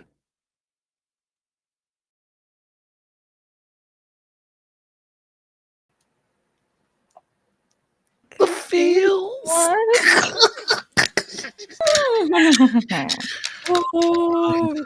GG, everyone.